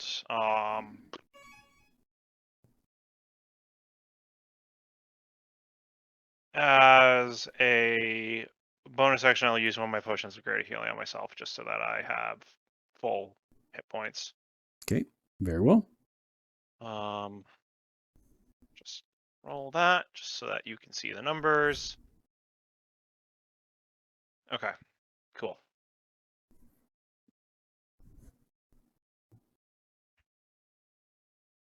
And that is my turn. All right, very well. Azzy, you're up. Bitches be thinning out. For now. I'm more concerned about the chanting. You want me to go investigate? Don't No. worry, I'm right by the door. I got this. Well, Hodor. on second thought.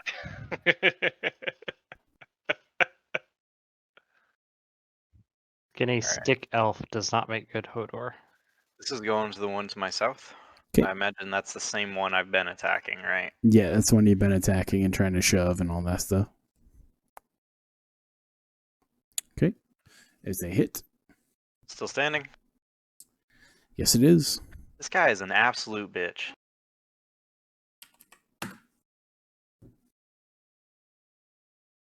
Another hit. Still standing.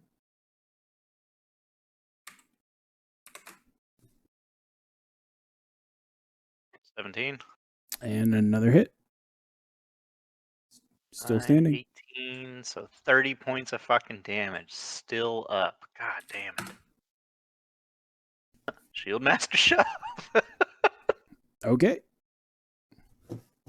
Not for long. 14. He rolled a 23.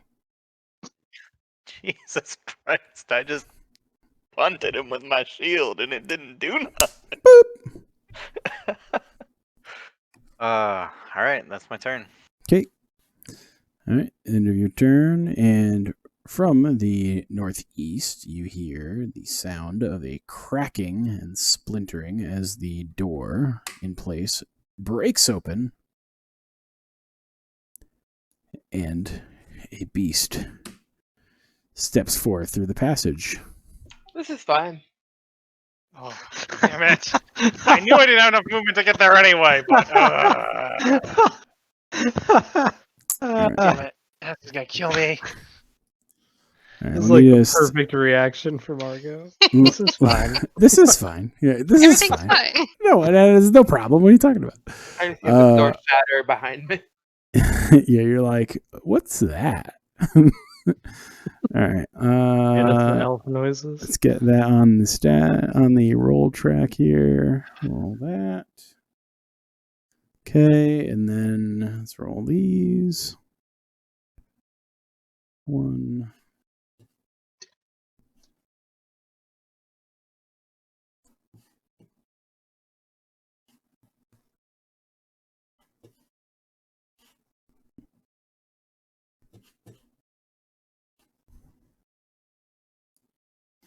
Okay.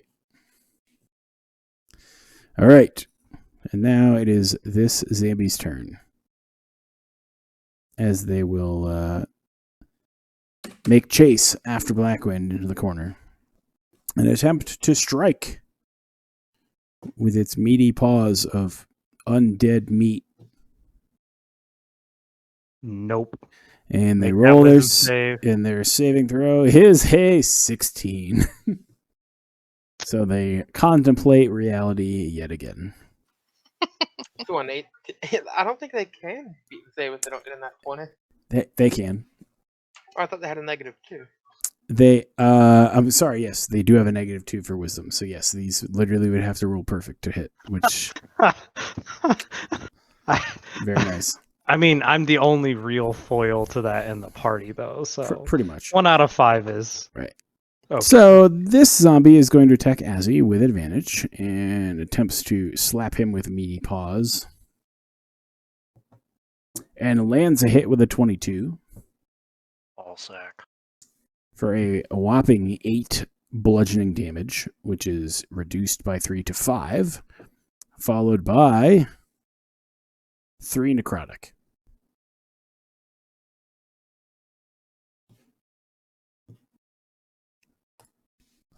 And Argo, it is now your turn to discover the horrors of things that have come through the door behind you. So, question. Mm-hmm. When I use my Wand of Fireballs, Yes, does that count as casting a spell? I believe yes it does, because I believe the use of Yes. magical items for the use of a spell is consisted to be a spell cast. Okay, then I'ma just Misty Step.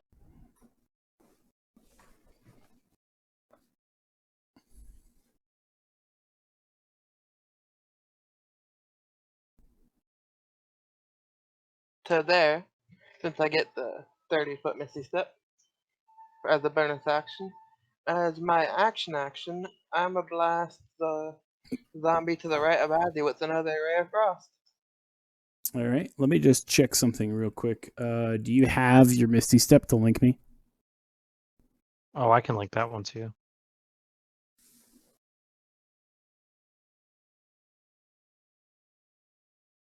I just have to compare this against some things here to see if this is allowed. If I just get torn in half by a dragon claw, I gotcha. Okay.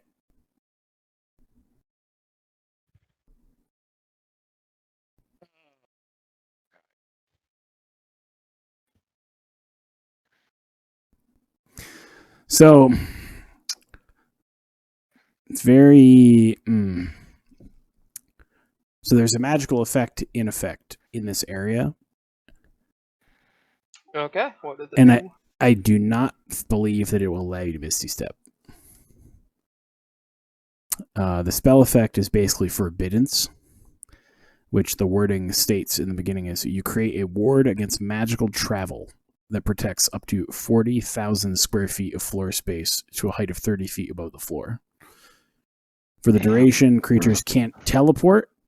Yeah. And then this is where it gets iffy. It says can't teleport into the area or use portals. So I'm assuming if you're already in the area, you can't have a teleportation target that is still inside of the area, so that would nullify the effect of Ooh. teleport.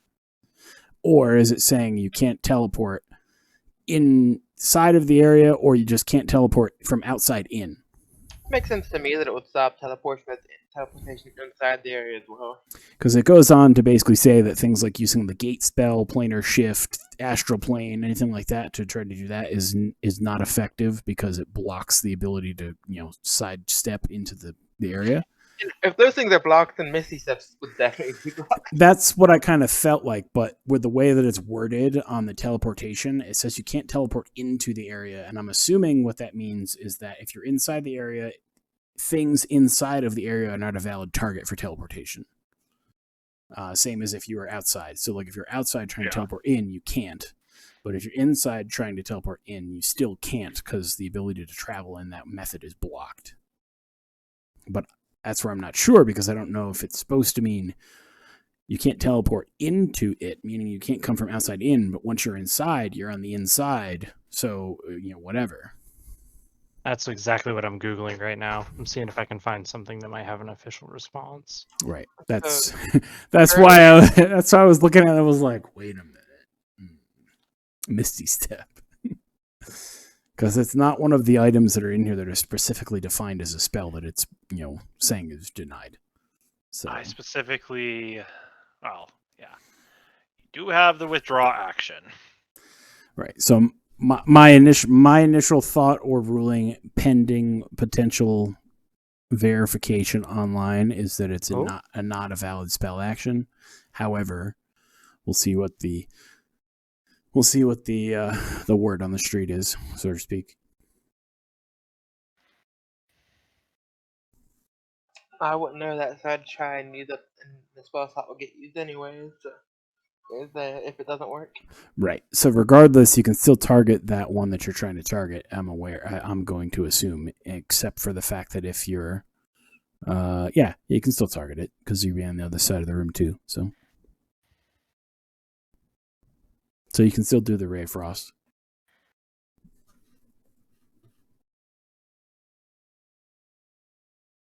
Yep, that is a hit. For 25 gold.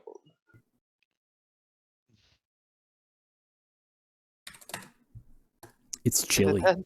It is not dead, but it's chilly. Oh god. Well, I'ma try and back up from this thing. Right. So the thought here is, assuming that it's not allowed as an action, we'll play it forward as if it's not allowed as an action. If for some reason we find that it is allowable, then we'll just retro the effects of whatever happens here. So you go ahead and attempt to move away from this individual thing that is a I try to go there. massive construct of summoned force that is not cool. And it will attempt to claw at you as you go. And it This hits. is not going to end well. It hits you. For 7 slashing. You got off light there. When I get to Holly, I just whisper, "Bone dragon." Bone dragon. Yeah, it's not quite what it is, but good guess. It's what I saw. I'll give her a little pat on her head. I don't know dragons. All right, Blackwind, it is your turn. All right. New target acquired. Blackwind is locked and ready to fire. So because her previous hex target is now gone, so bonus action. Hey, there's a big beastie in the door. It's got a hex on it now. All right. Second part is it's about to get a burning star to the face. Okay. Attack roll. That is a hit. Okay. And oh, that's right. I can just click dice. Get my extra d6. So 33 radiant and 5 necrotic. So I'm not sure how radiant and necrotic are interacting on the same spell, but Magically. yeah, it's a thing. Technically not the same spell, it's just the hex hitting them as well, I'd assume. Yeah, the curse is taking hold. Okay, so that it eats the moat to the dome. Yep. Oh wait. No, I couldn't have done that. Your hex is still on the east because it's somehow still alive. No, the hex Yeah, was on, I'll just hex was on Ruler on Mortis. Yeah, pretend I didn't move the hex. Just ignore the 5 hex damage because I realized that you Had it have on the one on the east. a bonus action to move the hex, and it's a bonus action to also attack with the star. I didn't catch it until I'm like, wait a second. So just basically, ignore the hex bit. so the 5 HP back, basically. Yeah. Okay. However, though, that does leave me with an actual action, which means I can cast a cantrip technically. So I am going to do that. The favorite cantrip? Yeah. Blade Ward. Oh.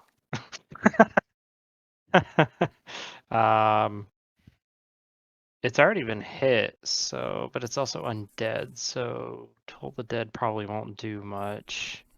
It's in fact a construct. Right, I can tell you, you assume it's undead. That doesn't necessarily mean that it's undead. Okay, Blackwind doesn't know magic things, so she's Word from gonna- God. This isn't an isekai anime where I can just hear skills talking in my head, so There are too many of those, anyways. and they're all Argo good. Argo isn't very religious. She doesn't hear the voices. Okay, so that's first Eldritch Blast. That's a hit. Second one. Wow, that was a pretty- Is a hit. I was gonna say that was a pretty shitty roll for me.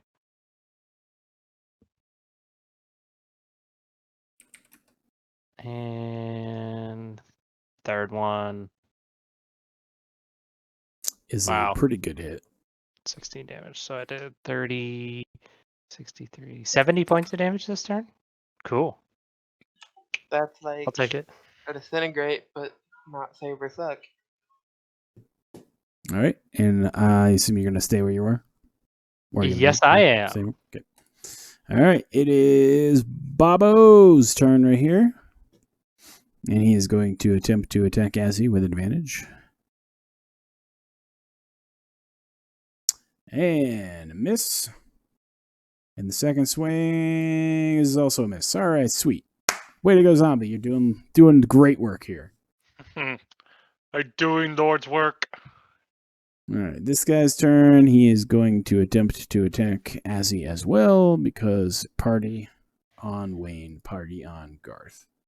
And guess what? Miss.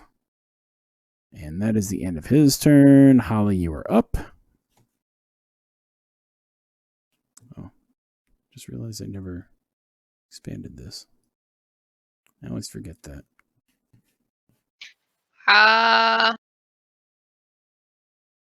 Man, things are dangerous. Things are dangerous. Holly just saw a weird claw thing hit me in the side as I ran away. Shit. Okay. I'm gonna. Fuck. There's so many things I could potentially do, and I'm trying to like Are. size up what's the most dangerous thing. And I Be mean, a bear. it is the dragon, but if I go up there, it's gonna stay up there, and it's just gonna be me fighting that thing. And there's a bunch of zombies down here. Alright, fuck it. I'm gonna go down here and I'm gonna smack this guy. Okay. You have advantage because you're flanking with Azzy.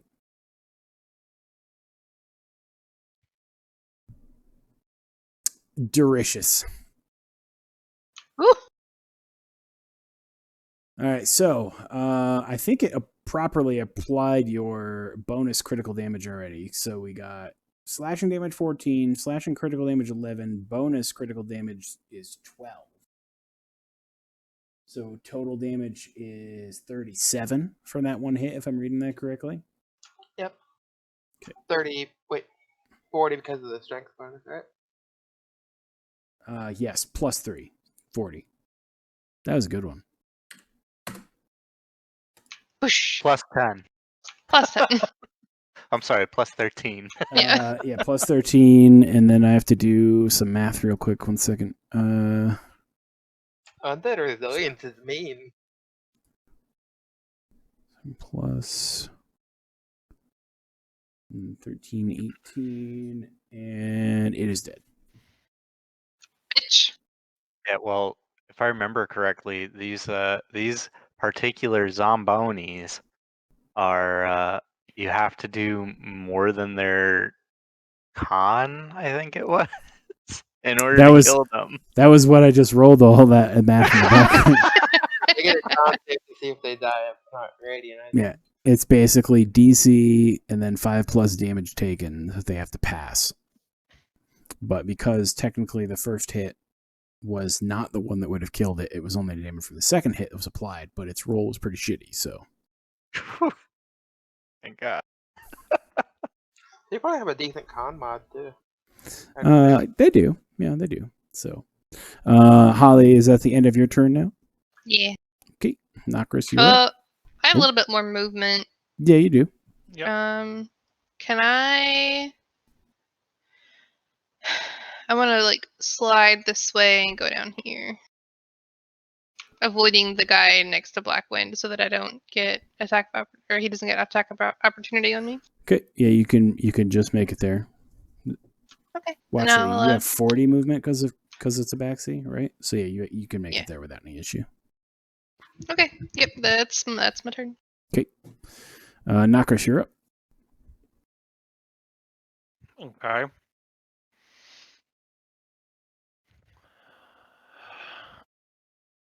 I will 5, 10, 15, 20. I will move here so I can have eyes on this thing so that it sees me. I will use my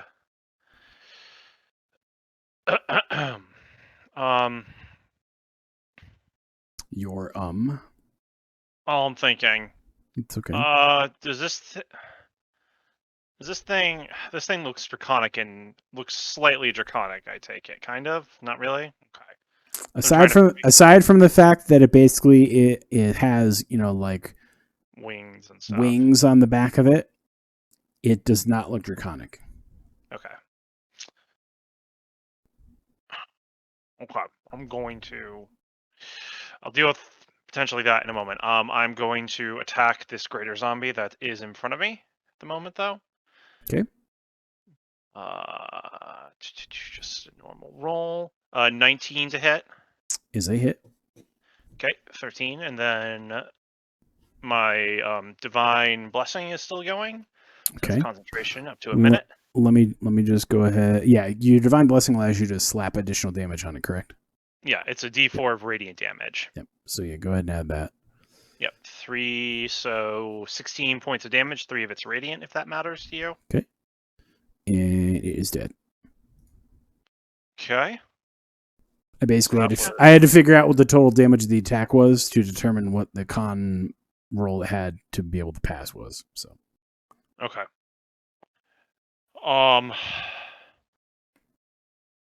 I still had movement left.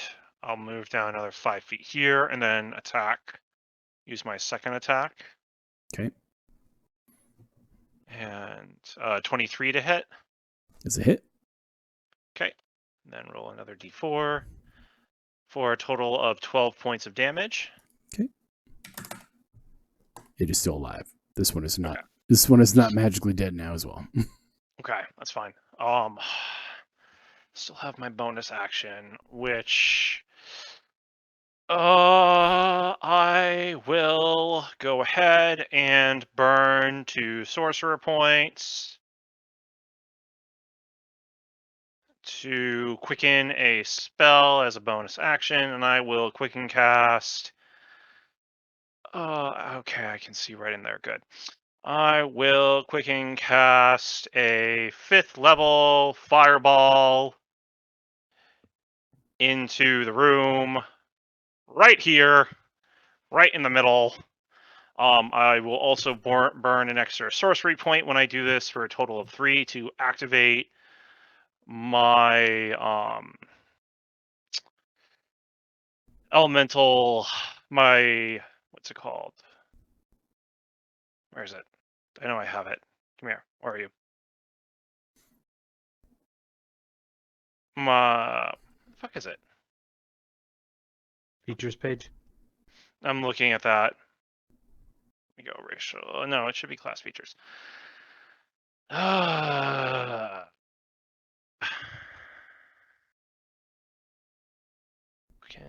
Twinned. Elemental affinity. Yeah, it's elemental affinity. I just didn't read the second part of it. And I'm going to spend an extra sorcery point to activate my elemental affinity so that I have resistance to fire damage for the next hour. Okay. As per normal, when I activate this, my scales will reverse in color, going from their normal silver with a red underhue to a very deep magma blood red with a silver underhue, and have everything in that tiny ass room give me a dexterity save with my 20-foot radius fireball going off. Okay, and one more is done. Okay, what's the save against? 17 or something? 17.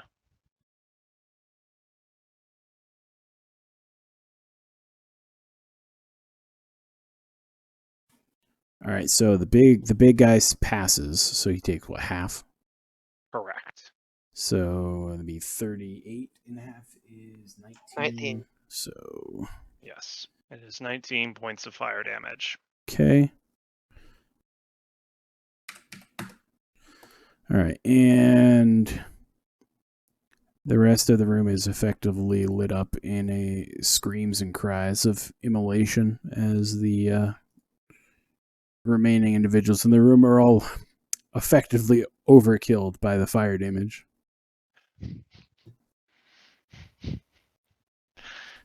Good. I don't need to deal with more things right now. Probably on magic users too. It's good. Oh, It's good that you killed good. them. It's good that you killed them. We'll talk about why after, but It looks my like they were Oh. robed. I have a very good idea why.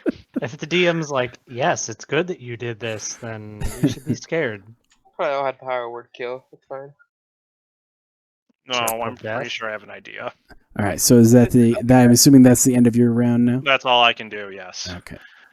All right. I can so, do a lot in one turn. I just have to burn a lot of resources. Very true. All right. So, Azzy, you are now up. It's one to my south. How hard is it?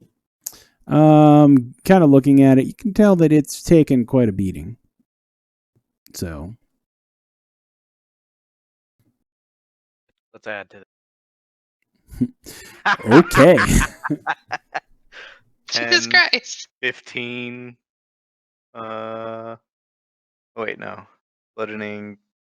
Yeah. 15. Okay, so 15. So 15. All right. So, in the one to the south, correct? So it is Yeah.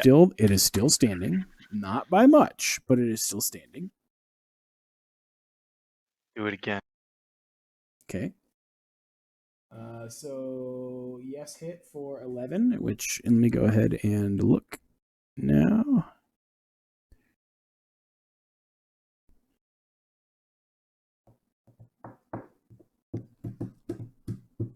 Okay, it is still alive.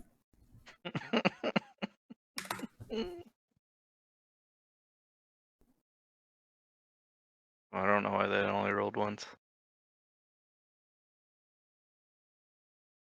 So 25 for. We'll just take the top ones. Unless you want me to use Yeah, the lesser values. 25 for what is it, 10? Yep.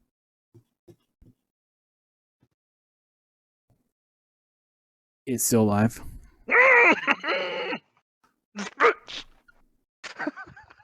Yeah, these things suck. Somebody hit this thing with radiant. I did. I don't know what else you want me to do. Not you. We need you hitting the dragon. Oh. I thought we went over it. It's not a dragon. I can't see it, so I don't know. I just got a cloud on my side when I ran away. All right. Is that the end of your turn? I mean, yeah. God damn it. Okay. I'll use a bonus action to drink one of my potions. All right, very well. It is now Big Daddy's turn. Can we not call it Big Daddy? I'm having Bioshock flashbacks. Okay, it is now Big Monster's turn. Okay, much better. Big Papa. Big Papa. Big Chungus. All right, so it kind of lunges forward and begins to beat its wings, flying into the room through the other side, where it proceeds to maneuver as the ceiling in the room it has entered is 30 feet in the air, and the one it left was 30 feet in the air. So it simply had to leap through the door to begin flight. 20. Okay. And it takes a landing right here behind Azzy and rears back its bony, wicked-looking tail and snaps it forward to strike at Azzy with it, with a stinging attack. I can't unsee that now, Argo. What the fuck? Suffer as I suffer. So it lands the stinging blow. So you will take 6 points of piercing damage, which already has the 3 removed from it, which just for the record is a 1 for the damage roll. And then take an additional 17 poison. And then give me a Constitution roll, please.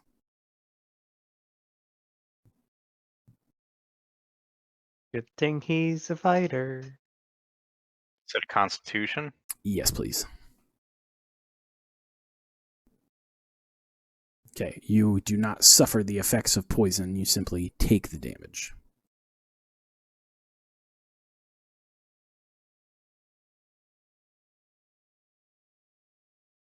All right, so all in all, through the whole thing, it is 6th round.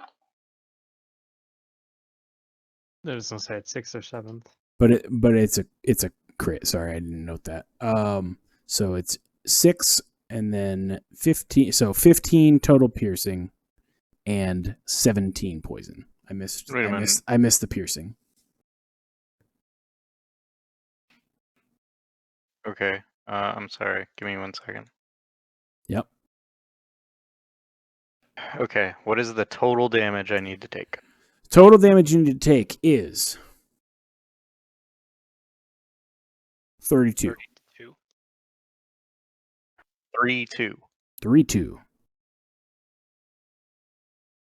John, how is this your big bad guy and he immediately fucking crits on me? I don't know. Would you like me to show you the roll? Because I will. Oh. I trust you implicitly. I think he's just venting his frustration. Dragon, are we sure this is the big bad guy? Is there Is this something- because you got advantage on me? Nope. I didn't even roll with advantage.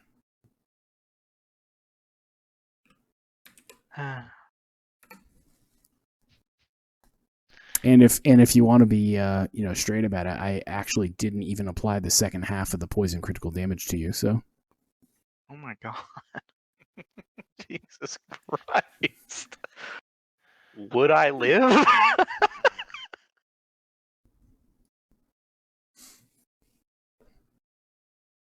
That's a no.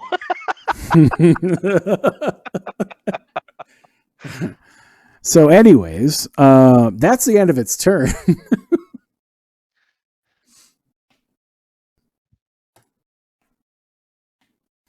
It's now this zombie's turn, which they are going to attempt to attack Blackwind because zombies are smart.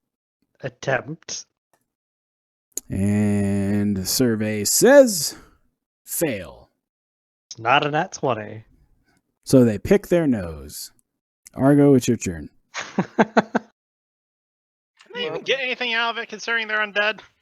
No. I have a tried and failed technique of trying to disintegrate things. Okay. I'm gonna keep going with that and try and blast the construct thing.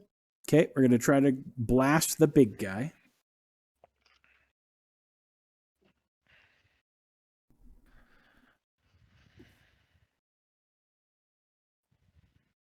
All right, so dex save. Let's go. Let's see what we get. 13. So they take 68, huh? Yep. Nice. Almost nice. Off by just one. I thought you meant something was about to happen to me. I No. mean, maybe. I thought I was like gonna explode or something. No, you launched the disintegration ray at it, and it took a massive blow. It kind of faltered back there for a moment as it recoiled from the impact. It does not look so great anymore. I'm gonna move there. Have space between me and this thing, Okay, very well. and end my turn. Hope there are no more enemies that way. Well, As who opposed to one knows? giant thing that did like a million. Who knows what may be lurking in the depths? Blackwind, it's your turn. So bonus action to sling a star at big honking evil thing with Jim Carrey grin. Okay.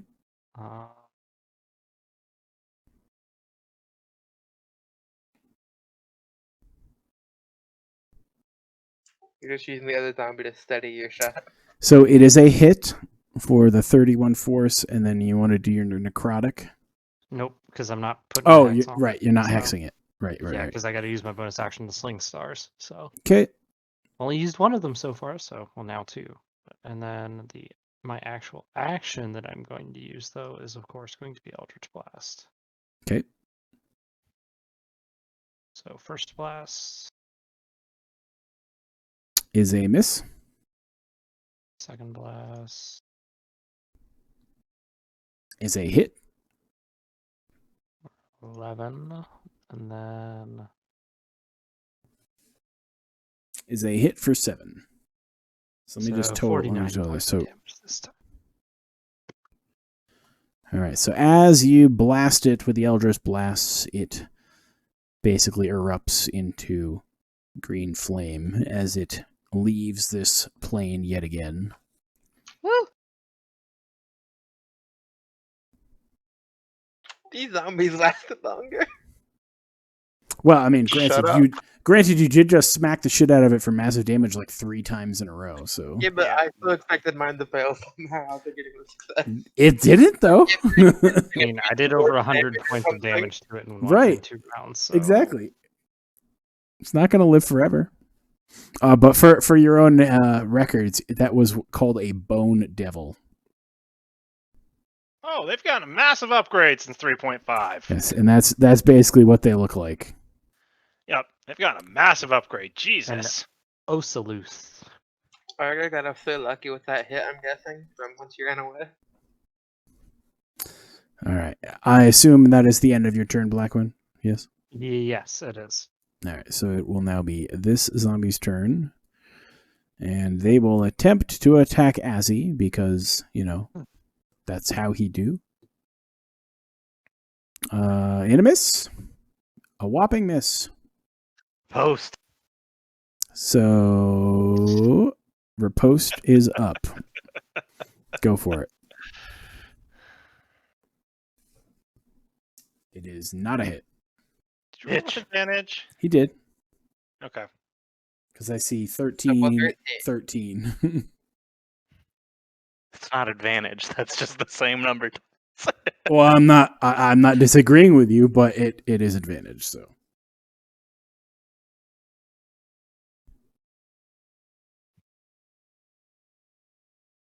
All right, so this ends the zombie's turn. Holly, it is your turn.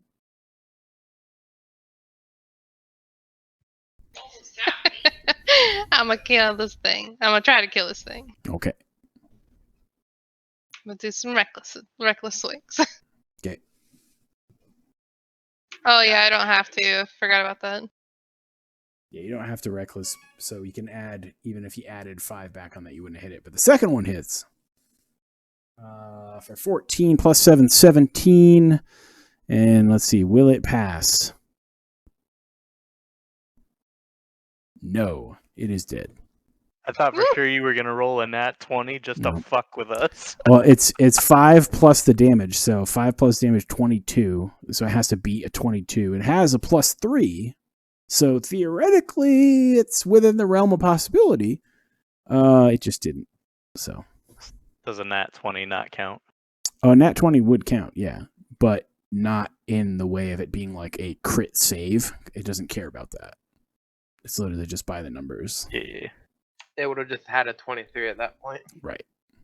So, now that it is dead, Holly, it remains your turn. You can still move if you would like to move.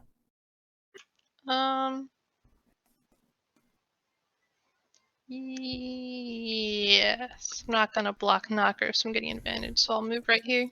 Okay. All right, very well. I assume that's the end of your turn? Yeah. Okay. Nokris, you are up. Okay.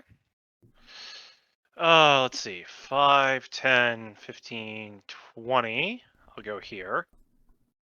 And I will attack this Zombo Mm-hmm. with advantage since I am flanking, correct? You are. Okay. Just want to make sure. Yep, that's a hit. All right. And then I still have my blessing rolling for a total of 13 points of damage. Okay. 3 of it is radiant. And then if it is still up, I will roll again. It is. Okay, that is a hit. Okay. For a total of 19 points of damage. Okay. It is still up. That is my turn. All right. Azzy, you are up. 20 movement. 25, but yeah.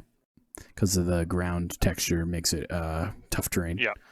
Ooh. So, Maybe I didn't know. regardless, you made it there. So yeah, you're in position, flanking for advantage.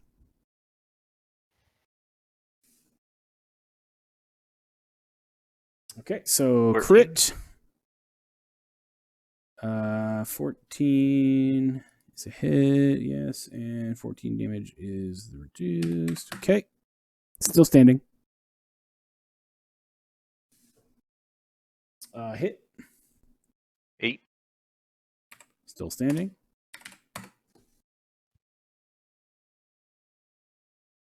And a 17 is a hit.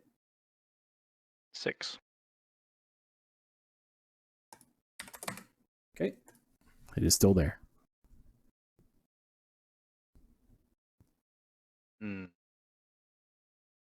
Big poopy. My turn. Okay. All right, so Bobo will attempt to attack at Holly. Come at me, bro. All right, so it's a hit. 4. Let's see. 9 halved is 5 bludgeoning and 5 necrotic that I already halved. I finally rolled high damage on the necrotic part of that, which took friggin' forever, but So 10 damage. 10 damage total.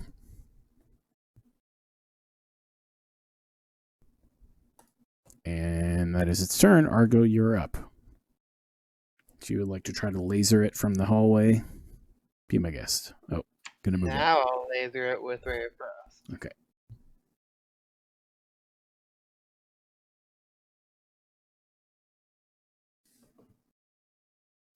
It's not a hit. Oh, well, I tried. I'm gonna drink one of my normal potions of healing. Okay.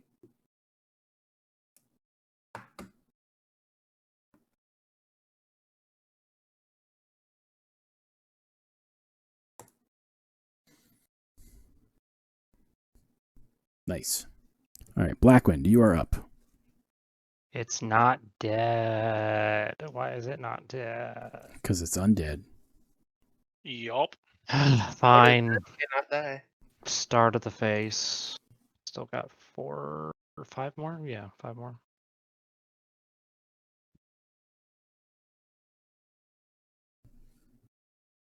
Yep, hit for 33. And I'm not even going to worry about trying to roll a con save because it's higher than it can possibly roll to succeed. So it is dead. Blackwind just looks at the rest of the party. What the hell took you all so long? And a sudden silence falls over the chamber, and you see the faint swirling mist on the floor kind of begin to settle as all of the commotion has now come to an end, as it seems. Is everyone all right? Ain't even been touched. Meanwhile, over here, Azzy's like, I'm good. As he's pulling the piece of the spike tail that got lodged in him out, just kind of like, yeah, I think I'm good. It's just a flesh wound. Right. Just hop Where to around on go? one Do you leg. give me that quote one more time?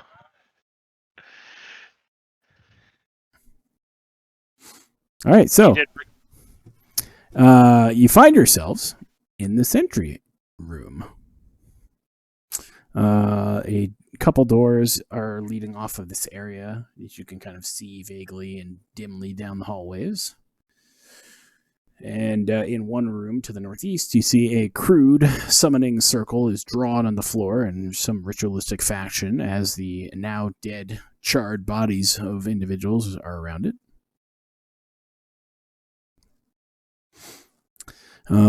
The room to the south, you note, has a bunch of small round peg holes built into the walls where a illustrious and large wine rack used to live, where it was held and mounted against the wall.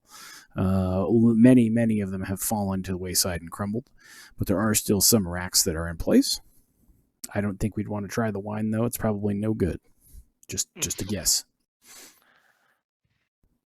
To the north, you find a hallway that is brief and unimpeding. And then in the room to the north, you find a backpack laying next to a bedroll, a casket, And then there are 2 giants' skulls mounted to the wall. Like the skulls of giants, or Yes. the skulls are giant size? The skulls of giants. Oh, poor bastards. Okay. I guess It's I in the will. backpack. Yeah. All right, so searching in the backpack, you locate 700 gold, 35 platinum. Jesus. You locate the Eyes of Minute Seeing, which I can link for you if you would like. Really handy items.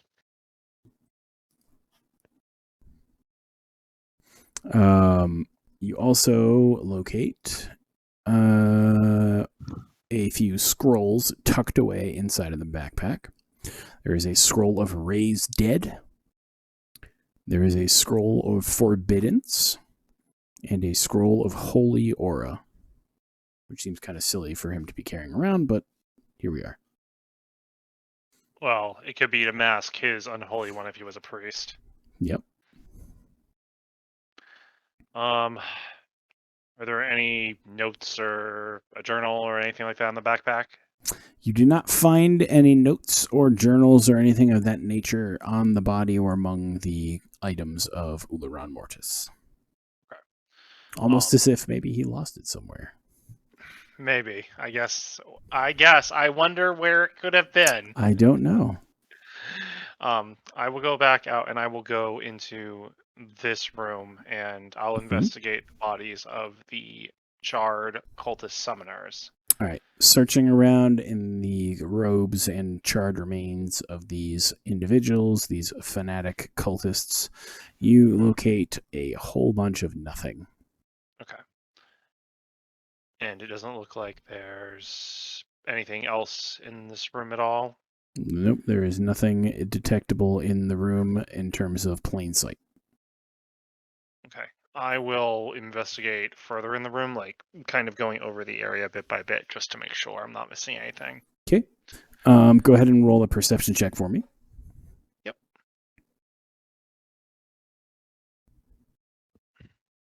13.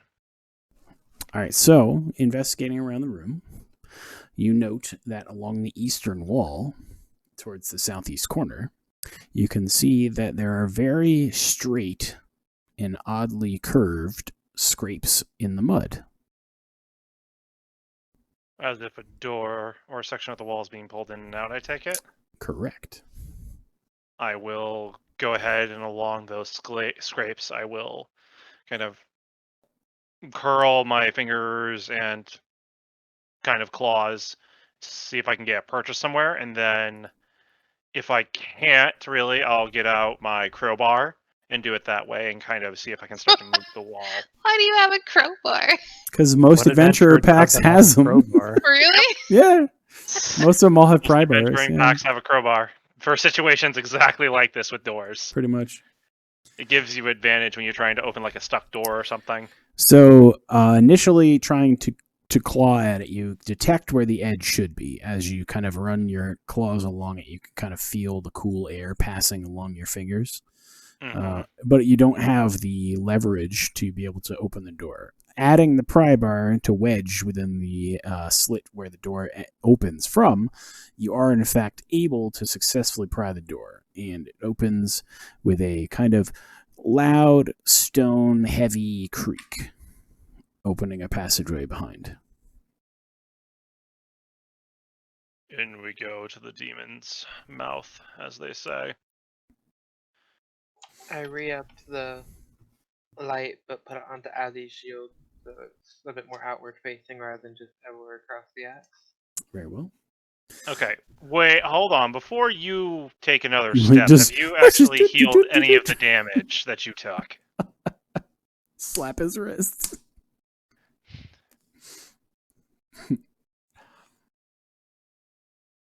I'm waiting. I'm fucking fine. Leave me alone. How have you actually healed any of the damage you've taken? I'm at 66 out of 116. I'm fine. I've got 66 HP. I have more than that, yay. Okay. The paper thin wizard has more HP than you right now. All right. Well, You crit again. I don't want to hear it. By the You'll way, hear it. I'm assuming your full hour has not passed, so I still have 4 stars. correct. I also cast Detect Magic once we enter, just to keep an eye out for any kinds of more magical traps along the walls while we walk.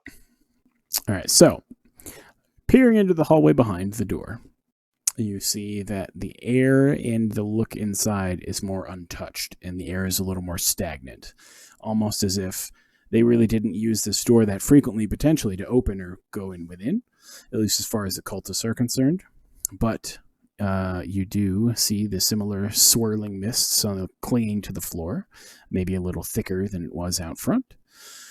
And you can see the faint glimpses and flickers of light coming from deeper down the hallway.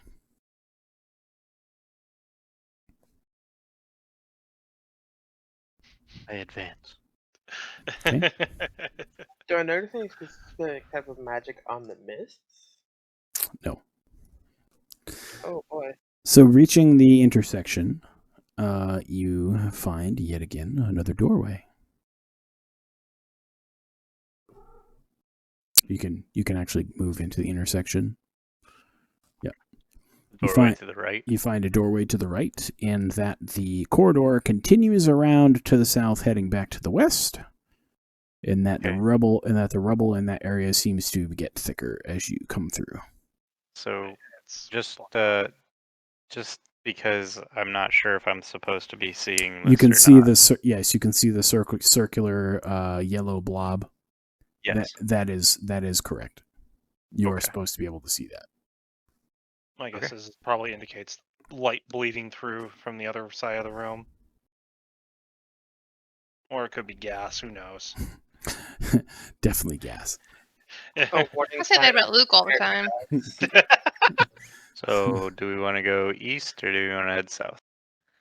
Well, I think, Junie, you just said towards the south is blocked off from rubble, correct? No, it's not blocked off, but Oh. basically it comes to an abrupt end again, where you see a similar looking stone door that has the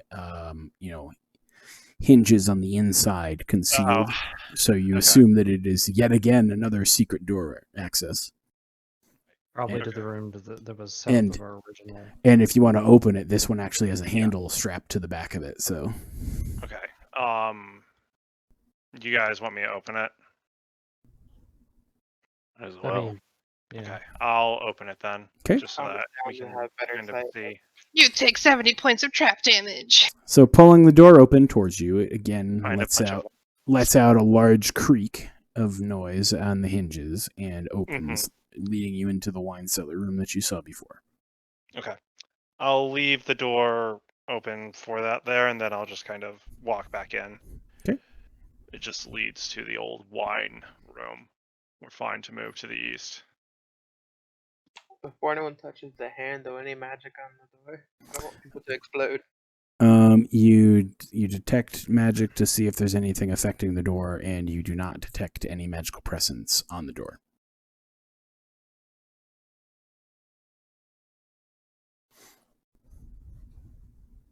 I open the door. Okay. Yeah, the guy with the lowest HP pool in the party is opening the door. All right. Opening the door. Beyond, into the area beyond, you step in and see there are 3 stairwells heading in well, not really opposite directions, but heading in different directions to the east, to the north, and to the south from your current position. As you are now standing in this position, you see the faint flicker presence of light kind of continue to grow more distant away from you, from where you are, moving in the direction away from you potentially. The general look of this area, inside of these corridors, things appear to be maybe a little more robust than they had been out in the exterior entry. The walls seem to be maybe of a little finer craftsmanship, and that the tiling and things that are cut into the hewn walls kind of look more intricate and more presentable and stately. but otherwise you see the similar state that you saw out there, in that there are chunks of rubble that are kind of fallen from the wall. There is dripping and running water in some areas, and you hear the faint echoes, and there's muck and dirt kind of all over the place that's fallen in.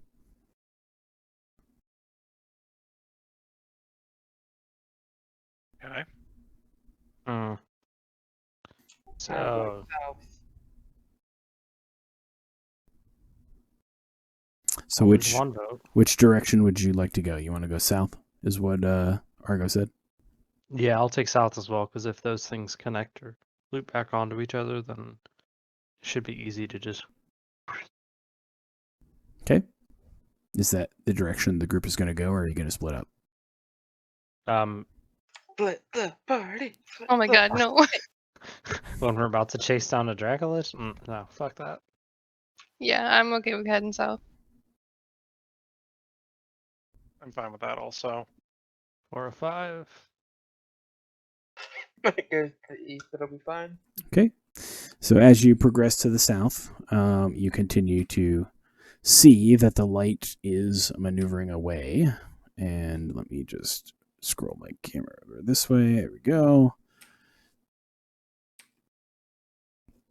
For all we know, it's a fucking rat with a daylight pebble strapped to it. And you see that in some of these corners in these hallways, there may have been additional areas that these corridors may have gone to, additional chambers. You can't really be sure. All you know is that the roof of mud and stone has given in and flooded into the cavern in a collapse, and some of these passageways are blocked off. But continuing along, you don't see anything of any interest, really. It's just kind of intricately hewn corridors and progression through muck and fallen debris and objects.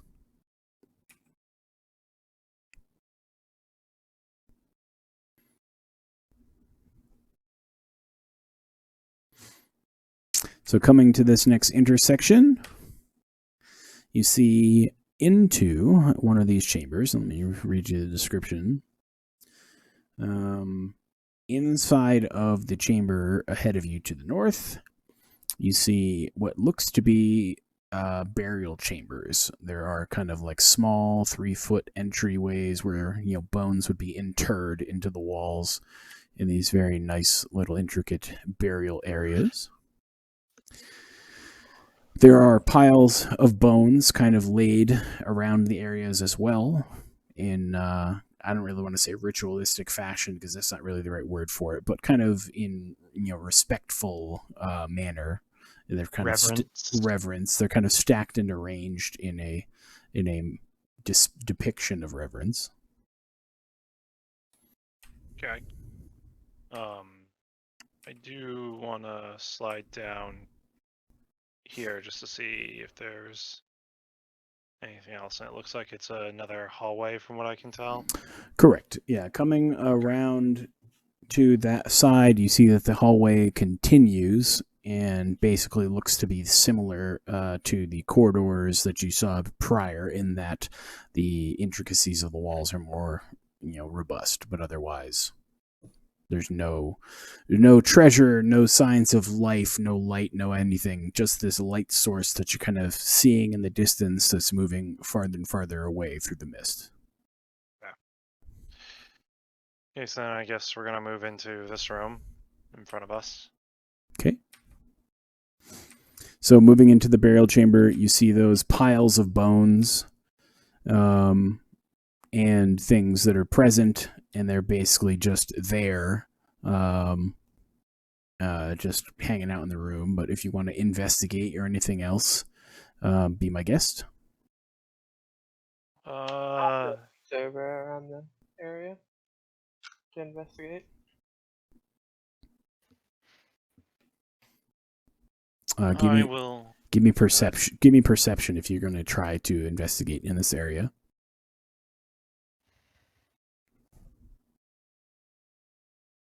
Okay, so with your perception check, you can note that these neatly arranged piles of bones are in fact shifting in their piles, Of course they are. Very faintly, very slowly, but they are have motion to them.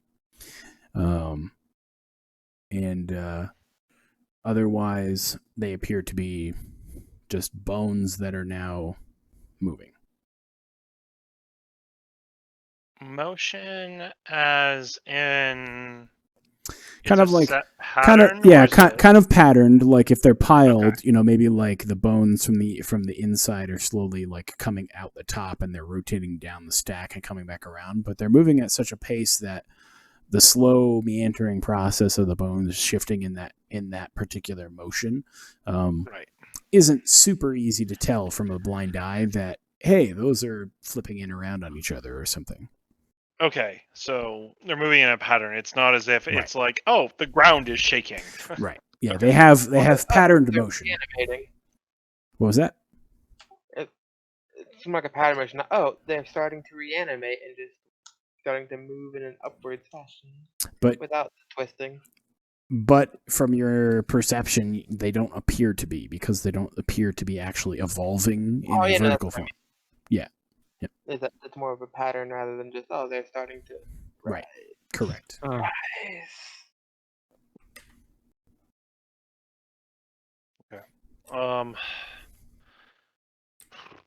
I will do a quick knowledge religion check just to make sure that, or I'll do a quick religion comb Mhm. through my brain to make sure that there's nothing really significant about this. If they are indeed an edifice to something that we should really take care of first, or Okay. not. And then it looks like people are going to want to move on to try and follow that light still. Yeah, definitely. at some 15. point. So, from your knowledge about religion and different sects of, whatever, you can tell that these are some kind of ritualistic, I don't really want to say magical effect, but some kind of ritualistic animation that's been placed upon them that are pretty commonly utilized along with the followers of Merkel. Okay. So it's probably more a decorative piece or something like that versus necessarily something to be scared of, Right, it sounds just like. in case. Right. That's Yeah, it's- macabre. I mean, Right. they're Lord of Merkel. Bones. they're followers Merkel of and the Merkel. Lord of so- Bones. So, I mean, macabre is kind of their shtick. Exactly. That's what they do. Okay. Yeah, Faerun has a weird god of death obsession. There's like 6 of them, so. Don't most of them hate each other? Or one of them was once the ruling over the others, so it was subjugated, and now it works under somebody else. Or, All right. So, as you are maneuvering towards this intersection, you catch the eye of a figure who is emanating this light source in a magical way, who notices your presence as you are visible within the light and kind of looks at you. They have a very familiar look to their face. However, their shape and their form is much different than what you saw before. This being has grotesquely long arms and has basically been structured together much in the form of a skeleton-esque humanoid knight.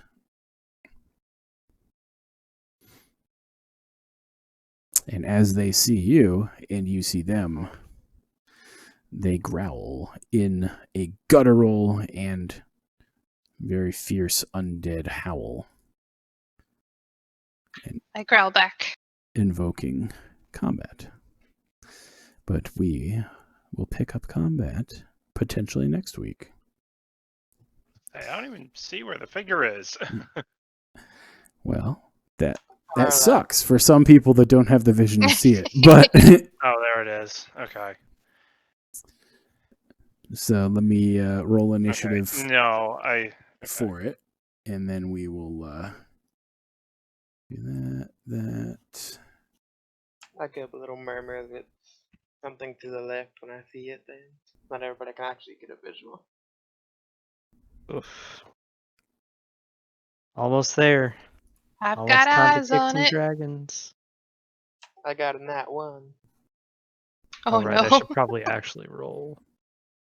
It's just I got a good modifier, so it helps out a little bit. It's going faster than all of us with a fucking 11. Nope, not anymore. So I started blasting. So All right. anyway, So that is where we will pick up next week, as we Woo. have come across the familiar face of one of Nokris's former, I guess, Okay. teachers, and now nemesis, having been reanimated into a very, very non-human form, a non-natural form. Right. I was it's curious all if bunched up. Doesn't it have a big death ball thing? happens. So that is where we'll pick up next week, though. So we got that going on, and we Mhm. are now, in the burial chambers, in the crypts of the Uth Keep or the Uth Tower. I was very curious when you said familiar face. I was thinking, okay, he probably means this, but I don't know if he means exactly select. I do. Okay. Oh, it's just Eben Death. He just looks like a human now. No, I don't think No. so. He's gonna be our friend. So yeah, that is where I'll put this on hold until next week. Next week we will wrap up for sure during session. Mhm. And then from there we can spend some time talking about new character stuff if we still have to do any discussion, and then we can plan session 0's start date after that. So Woo. cool. Y'all. Awesome. Harper, you get another week to write. Yeah. Well, that also gives me another week to start polishing up my Roll20 skills, my skills with things like OBS, Twitch, etc. Making sure I got Mhm. my setup ready to go. Yeah, no So- problem. Let me try to find the tutorial I did for the monster manual creation on Roll20 for you. Oh, cool. And then all that'll be left is setting up the campaign on D&D Beyond. Yep, and that takes all of 2 seconds to do. Oh. Which, by the way, I believe that we have content sharing turned on, and Volucha is sharing his massive library through that, right? He likely is, so long as he's part of the campaign in D&D Beyond. If we're talking about Roll20 for his access to stuff for campaign libraries and all that, there's a subscription for the, I guess, whatever they call the pros service that was active for a year when he purchased it on my account that he had gifted me. That Oh. lapsed, and I continued it anyways because Okay, gotcha. it was worth it. So if we want to I'll look see, into the pro yeah, service on Roll.